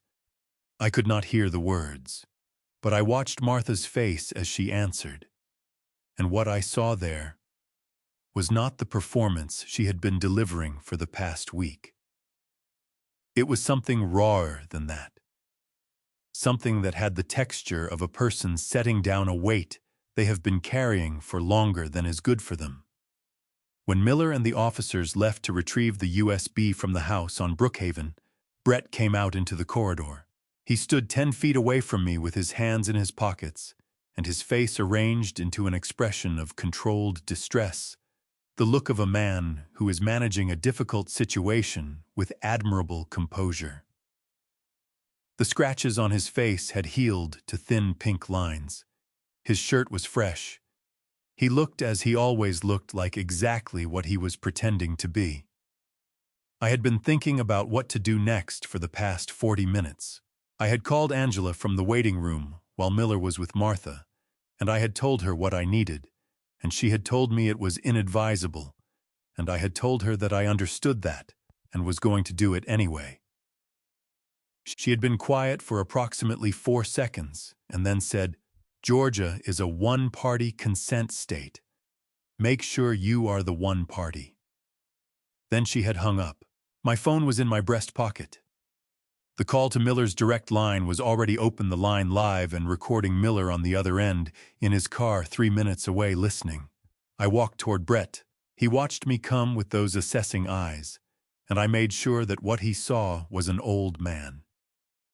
71 years old, moving stiffly, shoulders carrying the weight of a week that had broken something fundamental in him. I let my face do what faces do when a man has run out of fight. I let it show the exhaustion and the grief and the defeat, because those things were real, and the only performance I was giving was in how much of them I let him see. "Sigh, Brett," I said. My voice came out rough and low. "I need to talk to you. Just us." He studied me for a moment. Then he gestured toward the small family waiting area at the end of the corridor. 2 chairs and a window overlooking the parking garage, empty at this hour. We sat down. I looked at my hands for a moment. Then I looked at him. "I am tired," I said. "I am a 71-year-old man, and I am tired of fighting something I do not fully understand. Angela Russo costs $400 an hour, and she has not brought my daughter home." I paused. Maybe there is another way through this. Brett's eyes sharpened. The calculation behind them was almost visible, like movement behind glass. "What kind of way?" he asked. "Clara is my only child," I said. "Whatever she did or did not do, she is my blood. I cannot watch her go to trial." I let my voice break slightly on the last word. Just slightly. If there were some arrangement, some way to resolve this quietly, the insurance policy, the house, whatever you need. I just want my daughter home. Brett looked at me for a long time. And then, because he was exactly the kind of man who cannot resist the confirmation that he has won, he told me. Not everything. He was too careful for everything. But enough. He talked about the prenuptial clause and how it would have worked. He talked about the trust and how he had not anticipated Clara moving it. He talked about the insurance policy, $2 million, and what his original plan had been before things became complicated. He said Clara was not supposed to go to trial. She was supposed to accept a plea deal and disappear quietly, and then other arrangements would have been made from there. His voice was calm and conversational, the voice of a man explaining a business strategy to a prospective partner. There was no remorse in it. There was no anger. There was only the flat technical satisfaction of someone describing a plan that had been well constructed, even if its execution had encountered unforeseen variables. I let him finish. Then I said, "I want to make sure I understood all of that correctly." I reached into my breast pocket and took out my phone and placed it on the armrest between us with the screen facing up. The call timer read 14 minutes and 37 seconds. Brett looked at the screen. The color left his face the way water leaves a glass when you tip it over, all at once and completely. "Miller," I said, "did you get all of that?" Miller's voice came through the speaker, clear and steady. "Every word, Mr. Harrison." Brett stood up. His chair scraped back against the linoleum. His hands were shaking, the first time I'd seen them shake, and the sight of it did not give me the satisfaction I thought it would. It gave me something closer to exhaustion. The exhaustion of a man who has been right about something terrible and taken no pleasure in being right. "You are under no obligation to say anything further," Miller said through the phone. "Officers will be with you shortly." Brett looked at me. His mouth opened. Then it closed. He looked for the first time since I had known him, like a man who had run out of moves. "You remind me of someone," he said finally. His voice was barely above a whisper. I looked at him. A city planner, I said. 42 years. I know what a structure looks like when the foundation is rotten. Yours was rotten from the start. The elevator at the end of the corridor opened. 2 uniformed officers stepped out. Brett did not run. He simply stood there, his hands at his sides, and waited for what was coming. Brett was in a police vehicle and moving away from Northside Hospital by 4:45 that Monday afternoon. I watched it go from the hospital entrance, standing on the pavement, with my jacket over my arm and the September air cooling against my face, and I felt nothing that I had expected to feel. I had spent a week building toward this moment, and now that it was here, it felt less like victory and more like the particular exhaustion that comes after a long structural repair. The kind where you have fixed the damage, but the fixing itself has cost you something you will not get back. I sat in my car for a long time without starting the engine. The parking garage was quiet at this hour, the concrete pillars casting long shadows across the painted lines of the empty spaces around me. I sat with my hands in my lap and my head back against the headrest, and I let myself be still for the first time in 7 days. And in the stillness, Clara's voice came back to me. Bay window. 11 o'clock. She had said it twice.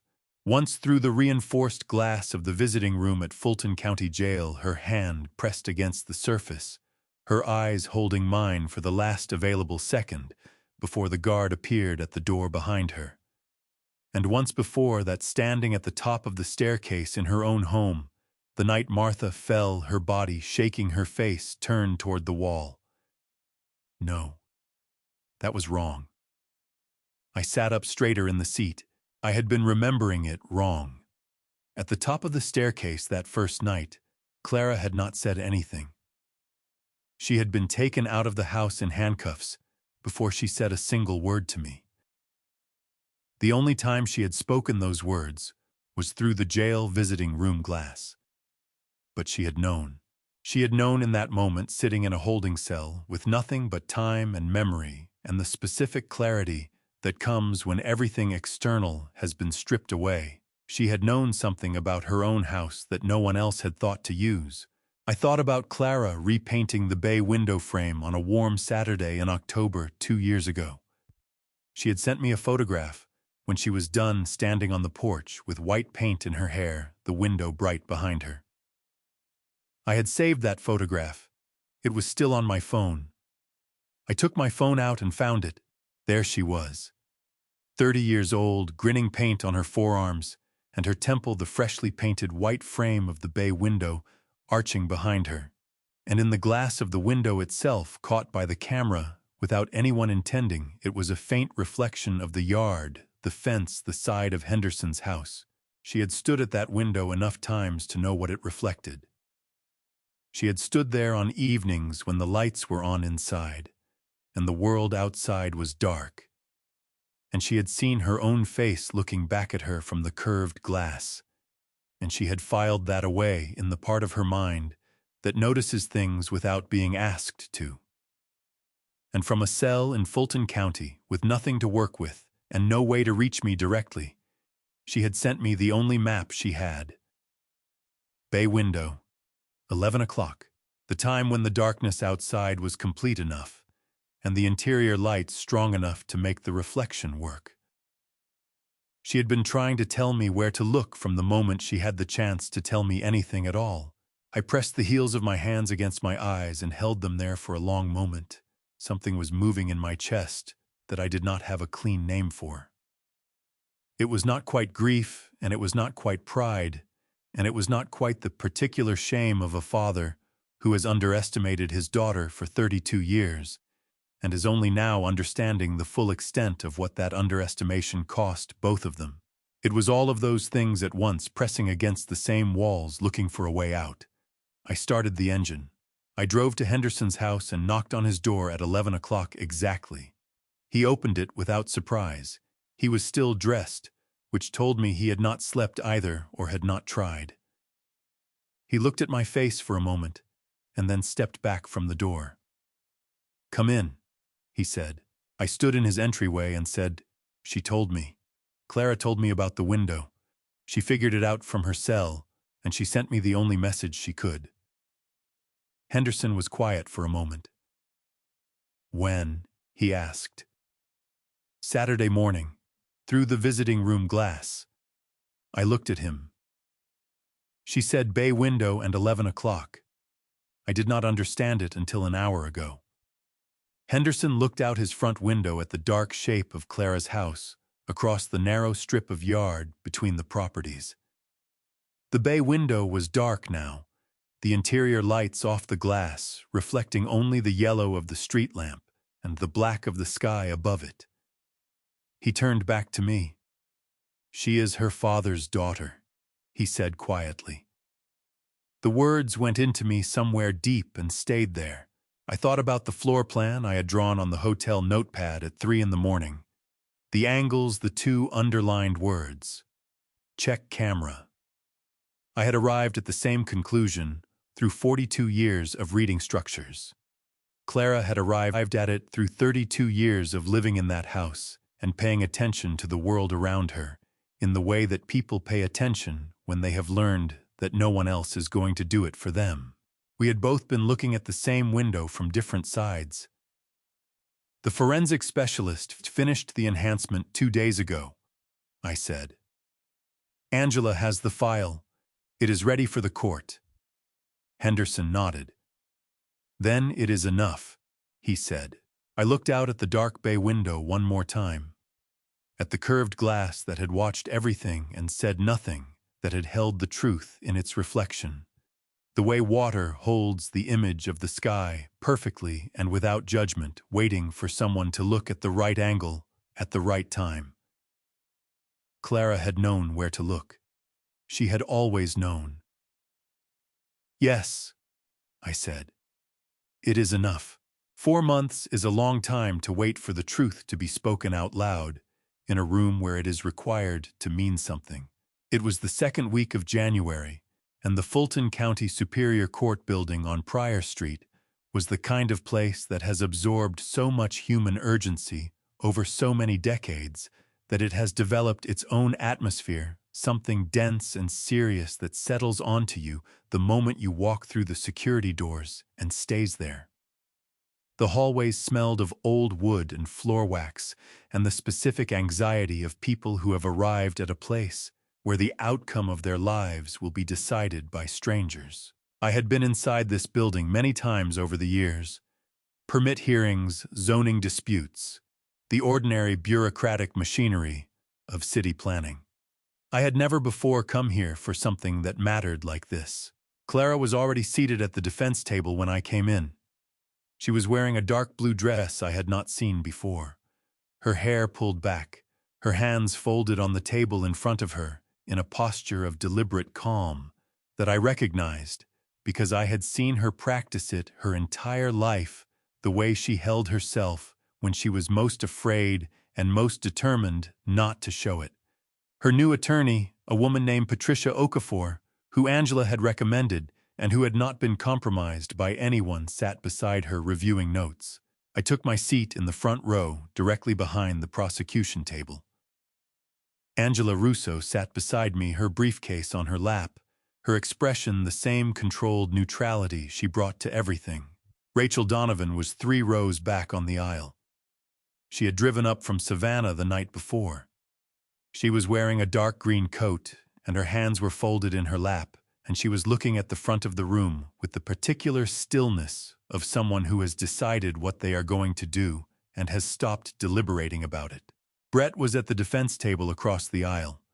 He was wearing a gray suit, and his hair was recently cut, and he looked as he always looked, exactly like what he was pretending to be. The scratches on his face had faded entirely. He did not look at me when I came in. He looked at Clara. His attorney, a man named Douglas Whitfield, rose for the opening statement. Whitfield was the kind of lawyer who fills a room without raising his voice. He was tall, silver-haired, expensive in the way that people are expensive when the expense has become invisible through long practice. He addressed the jury with the easy authority of someone who has made this particular walk across this particular floor many times and found it comfortable. He did not defend Brett. He attacked everyone else. He attacked Clara first. The juvenile record. Assault at age 15, a fight that sent another girl to the emergency room with a broken collarbone. He said it slowly, letting the jury write the picture in their minds before he offered them additional paint. A pattern, he called it. A young woman with a documented history of physical violence now standing accused of doing what she had always been capable of doing. He attacked Thomas next. He looked at me directly when he did it, which took a particular kind of confidence, and described me as a controlling, prejudiced father-in-law who had despised Brett Powell from the moment his daughter brought him home. A man whose judgment had been corrupted by assumptions he had formed before he had a single fact to support them. I held his gaze and kept my face still and let the words land without giving him the reaction he was looking for. Then he turned to the financial evidence. The IP addresses, he said, were circumstantial. Digital records could be manipulated. The forensics accountant, who had verified Angela's findings, was, he noted with a pleasant smile, retained by the defense's opponents. The prenuptial clause was standard language that had been reviewed and signed voluntarily. The irrevocable trust was, he suggested, evidence not of Clara's innocence but of her premeditation, a woman who knew what she was planning and moved her assets out of reach before she acted. It was a performance. A very good one. I had been warned it would be. When Whitfield sat down, the prosecutor, a compact woman named Janet Hale, who had the unhurried confidence of someone who knows what is in her hand and is in no rush to play it, rose and addressed the jury for 11 minutes. She did not match Whitfield's theater. She simply told them what the evidence would show in the order it would show it, in the plain language of someone who has found that the truth properly presented does not require decoration. When she sat down, she leaned over and said something quietly to her co-counsel. He nodded and stood. "The people call their first witness," he said. "Mr. David Henderson." The doors at the back of the courtroom opened. Henderson walked in. The way he did everything slowly and with complete deliberateness, each step placed with the care of a man who has learned that the ground is not always as solid as it appears. He was wearing a dark suit and a tie the color of old moss, and he carried himself with the particular uprightness of someone for whom posture is not an affectation, but a discipline maintained over decades. He settled into the witness chair and looked at the jury for a moment, then at Clara, then at me. Clara's hands folded on the table in front of her moved. Her right index finger tapped the surface once. A small gesture, private and specific, the signal she had used since she was a child, to tell me she was all right. Whitfield was already writing something on his legal pad, his expression pleasantly confident. He had clearly prepared extensively for Henderson. An old man with good hearing. He knew exactly how to handle that. He did not know what Henderson was about to say. "Mr. Henderson," the prosecutor began, "please tell the court where you live." Henderson looked at the jury. "Next door," he said. "Next door to the woman who did not do what she is accused of doing." Whitfield's pen stopped moving. Whitfield recovered quickly. That was what good lawyers do.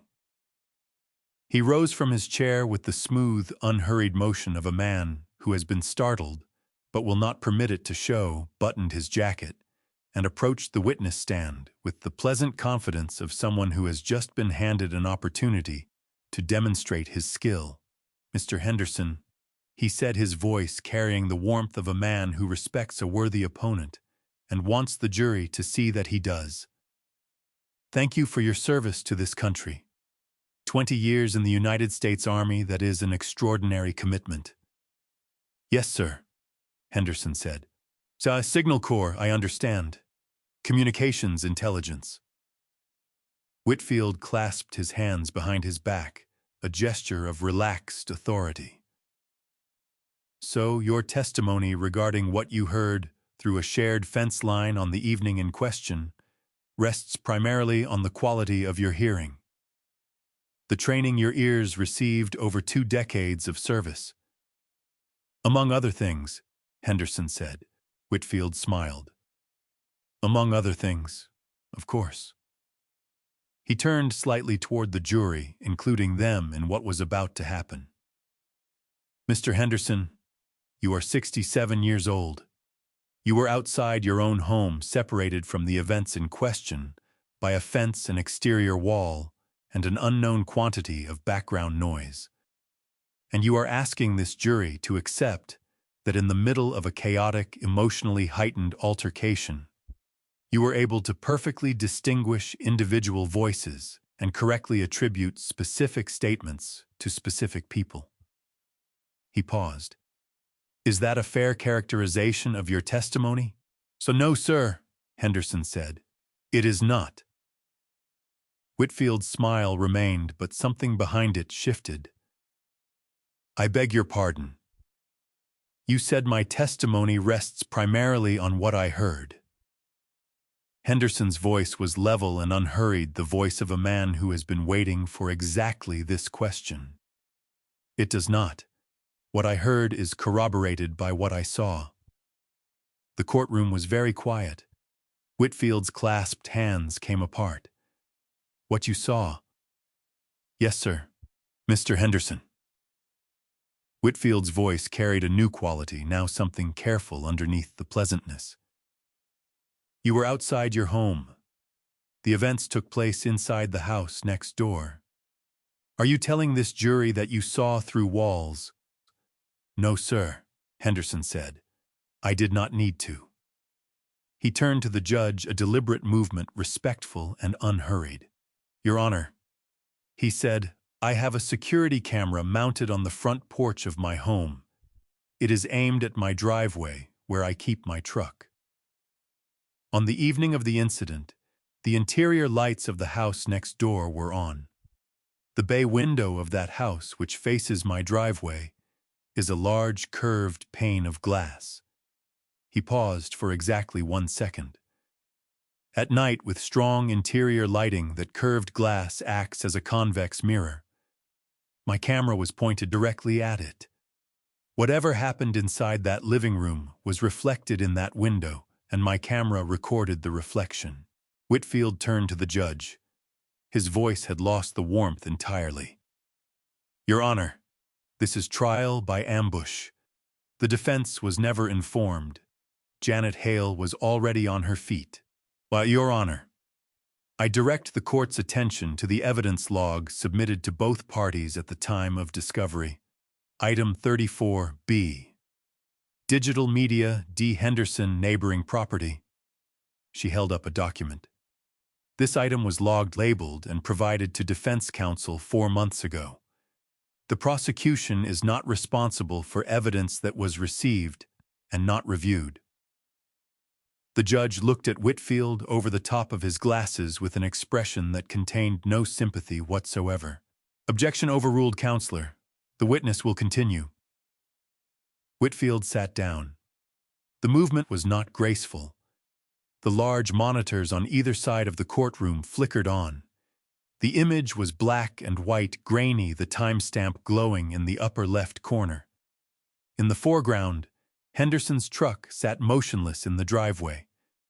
At the left edge of the frame, the curved surface of the bay window caught the interior light of Clara's living room and held it like a mirror. The room was completely silent. I reached for Angela's arm without thinking about it. She let me. The figures inside the reflection were distorted by the curvature of the glass, their proportions stretched and compressed into the rounded world of a convex surface. But they were unmistakably human, unmistakably present, and unmistakably doing what they were doing. 2 figures on the left side of the reflected room, standing close together. The taller one gesturing toward the staircase, the shorter one nodding. The careful, deliberate nod of someone receiving final instructions. Brett and Martha. Before Clara came downstairs. A third figure appeared at the top of the reflected staircase and descended quickly. Clara.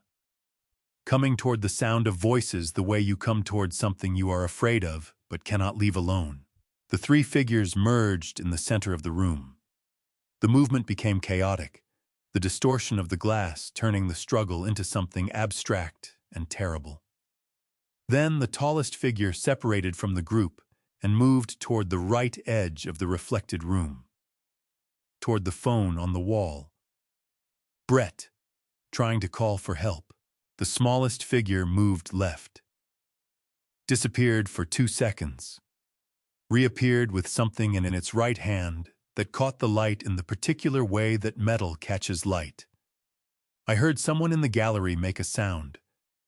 A small, involuntary sound, the kind that escapes before the person making it can decide whether to let it go. The taller figure turned, saw what was coming. Threw his body sideways, his arm coming up. The two figures struggled, the movement rapid and violent and clear even through the distortion of the curved glass. And then, the shorter figure standing near the base of the staircase took one step backward, then another, and the floor did what Brett had designed it to do. It gave her nothing. She went down, not pushed, not struck. The simple, terrible physics of a surface that had been made treacherous by someone who understood exactly what treacherous surfaces produce. Martha Powell fell because of what her son had put beneath her feet. Janet Hale said quietly, "Stop the video." The screen went dark. The silence in courtroom 4 of the Fulton County Superior Court was the deepest silence I have ever heard. It was not the absence of sound. It was the presence of something so large that sound could not exist alongside it. I looked at Clara. She was looking at the dark screen. Her hands were still folded on the table in front of her, but they were no longer still. They were shaking a fine and visible trembling that she was not trying to conceal, and her eyes were full, the tears balanced at the edge without falling the way tears balance when a person is still holding on by the very last available thread. I looked at Whitfield. He was staring at the dark monitor with the expression of a man who has just watched the structure he built collapse, and who understands with complete professional clarity that there is nothing left to build with. The judge looked down at him. "Counselor," he said, "do you wish to continue your cross-examination of this witness?" Whitfield did not look up from the monitor. "No, Your Honor," he said. "I do not." Rachel Donovan walked to the witness stand, the way she had walked into everything since Savannah, carefully and without looking down. She sat, adjusted the microphone, and looked at the jury with the clear, direct gaze of someone who has decided that the time for being afraid of this particular truth is finished. Janet Hale asked her 3 questions. Where did you live 5 years ago? Did you know a man named Daniel Marsh? And what happened to you? Rachel answered all 3 without looking away from the jury. She told it plainly and without decoration, the way people tell things they have told themselves so many times that the telling has worn smooth. The gallery was completely still. When she described the morning she came home from acquittal to an apartment, she had never seen a woman in the second row of the jury, pressed her lips together, and looked down at her hands. Whitfield declined to cross-examine. The jury was out for 47 minutes. When they came back, the foreperson, a retired school teacher from East Point, stood and read the verdict in a voice that was steady and clear and carried to every corner of courtroom 4 without effort. Not guilty. Clara closed her eyes, just for a moment. Then she opened them and looked straight ahead. The judge ordered Brett Powell remanded into custody pending sentencing. The charges were read into the record. Attempted murder, aggravated assault with a deadly weapon, financial fraud, identity fraud, insurance fraud. Each count landing in the air of the courtroom like something heavy being set down on a hard floor. Brett was led out through the side door. He did not look at Clara. He did not look at me. He looked at a point somewhere above the gallery and kept his eyes there until the door closed behind him. I watched him go. I had spent 10 weeks imagining what I would feel when this moment arrived. I had imagined relief. I had imagined something close to satisfaction. What I actually felt was quieter than either of those things and went considerably deeper. It was the feeling of a structure that has been under tremendous load finally being allowed to bear only its own weight. Outside in the corridor, the afternoon light came through the tall windows in long, pale bars across the marble floor. Clara stood with Patricia Okafor, signing something on a clipboard, her pen moving with the steady hand of someone who has returned to herself after a long absence. I waited until the attorney moved away. Then I walked to my daughter, and I got down on my knees. The marble was cold through my trousers. My joints made their objections known. I did not care about any of that. Clara looked down at me, and the expression on her face was not the one I had been preparing myself for. It was not anger. It was not the cold distance of a daughter who has been let down so completely that she has reorganized herself around the absence of the person who let her down. It was something more complicated and more painful than either of those things. It was the face of someone who has been waiting a long time for a door to open and is not yet sure whether to walk through it. I saw something wrong in him the very first night you brought him home, I said. My voice was not steady, and I did not try to make it something it was not. I felt it in the handshake, something cold behind the smile, and I told myself it was my bias. My old man's suspicion of a man I had decided not to like before I had a reason. I stopped, breathed. I silenced the one instinct that was actually telling me the truth. And that silence, Clara, that silence cost you 7 weeks in a cell and a trial and everything that came before and after both of those things. Clara did not speak. She looked at me with those steady brown eyes, her mother's eyes, and waited. I am sorry, I said. Not the sorry that fills space, the other kind. The kind that knows exactly what it did and cannot undo it and has to live with that. I looked up at her. I am so sorry, Clara. She crouched down in front of me, put both hands on my face the way she used to when she was 4 years old, and wanted my full attention. Get up, Dad, she said quietly. I got up. My knees ached and I did not care. She kept her hands on my face for a moment after I was standing looking at me the way you look at something you are deciding whether to keep. Then she dropped her hands and put her arms around me and held on with the particular fierceness of someone who has been holding themselves together alone for a long time and has finally found a place to stop. I held her back. Outside the windows of the Fulton County Superior Court, Atlanta, went about its January afternoon. Traffic on Pryor Street, a food cart on the corner. Ordinary life moving at its ordinary pace, indifferent to the fact that in this corridor, a father and daughter were standing in the wreckage of a year and choosing deliberately and without reservation to begin again. I know, Clara said into my shoulder. I know you are. 1 year. That is how long it took for the house to stop feeling like a place we were hiding in and start feeling like a place we had chosen. We found it in March. 6 weeks after the verdict, a single-story craftsman on a quiet street in Decatur with a wide front porch and a yard that needed serious attention and no stairs anywhere inside.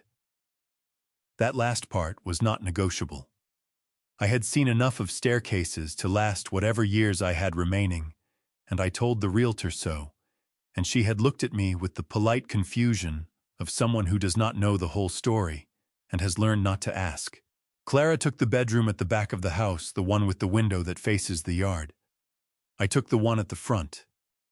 Between us was a kitchen that got good morning light, and a living room with a fireplace we used more than we expected to, because it turned out that a small, controlled fire is a companionable thing on a cool Georgia evening, when the quiet of a new house is still finding its shape around you. We did not talk about Brett much. There was not a great deal to say. He had been sentenced in March to 22 years, the charges running consecutively, in the way that charges run when a judge has looked at the full picture and found it comprehensively unacceptable. Martha, recovered and prosecuted, had accepted a plea agreement of 5 years for conspiracy and perjury. She had provided a full statement. Angela said it was the most detailed account of a premeditated fraud she had encountered in 20 years of practice.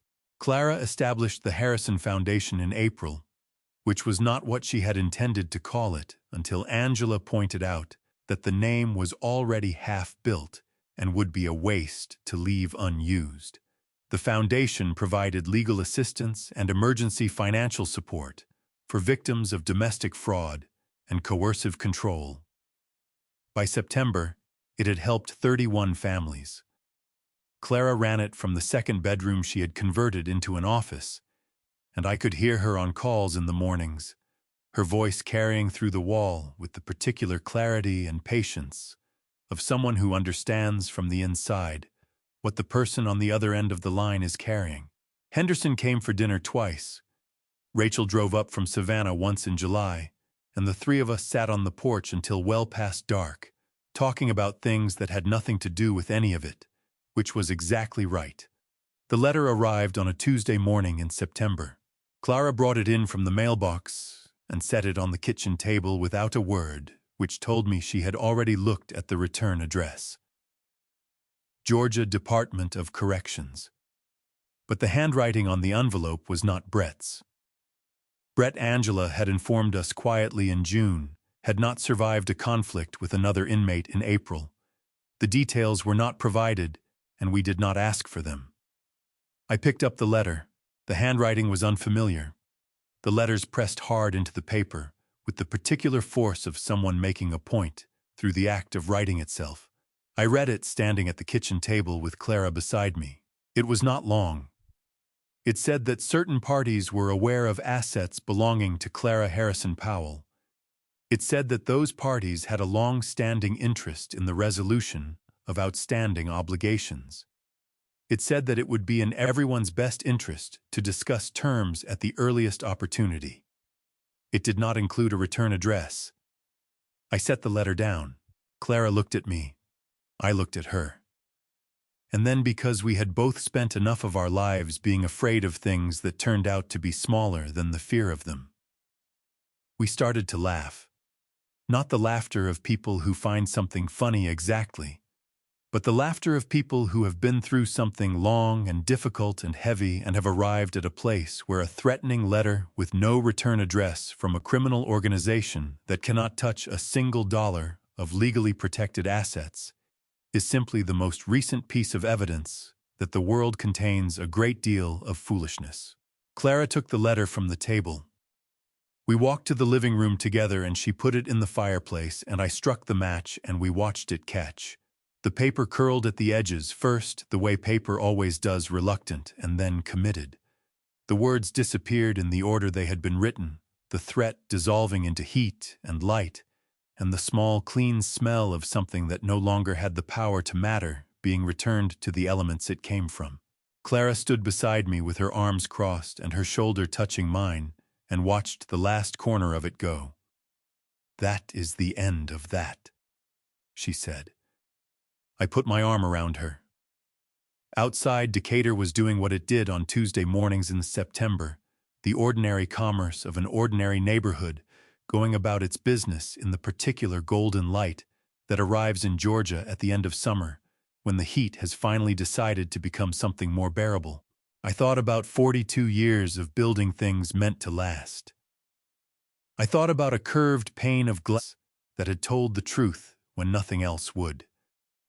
I thought about a woman in a sparse apartment in Savannah who had driven 4 hours to stand in a courtroom and say what needed to be said. I thought about an old soldier with a kitchen table and a notebook, and 20 years of paying attention. I thought about Clara at 4 years old climbing onto my drafting table asking me what I was building, something that lasts, I had told her. The fire went out. The ash settled. The room was warm and quiet, and ours. Yes, I said. It is. I am 71 years old, and I almost destroyed my daughter with the very biases I thought were protecting her. This is a dad's revenge story, but not the kind where a father fights back with fists. Real dad's revenge is quieter. It is the moment a father realizes he was wrong, stands up anyway, and refuses to let the truth stay buried. That is the only dad's revenge worth having. For every member of the adults 50-plus generation watching this, we carry decades of judgment we mistake for wisdom. I did. If you are adults 50-plus and you think you already know the truth about someone you love, pause. Listen again. Because being adults 50-plus does not protect us from being wrong, it only makes us more certain that we are right. God gave us 2 ears and 1 mouth for a reason. Use them in that order. Do not be the father I was. Question your certainties before they become someone else's prison. The person you trust least may be the only one telling the truth. If this story moved something in, you leave a comment below and tell me where you are watching from. Share it with someone who needs to hear it. Subscribing to this channel means the world to us. Thank you deeply for staying with me until the very end. The story you just experienced contains fictional elements crafted purely for reflection and meaningful storytelling. If this type of content is not right for you, we respect that completely. Feel free to explore other content that better fits your journey.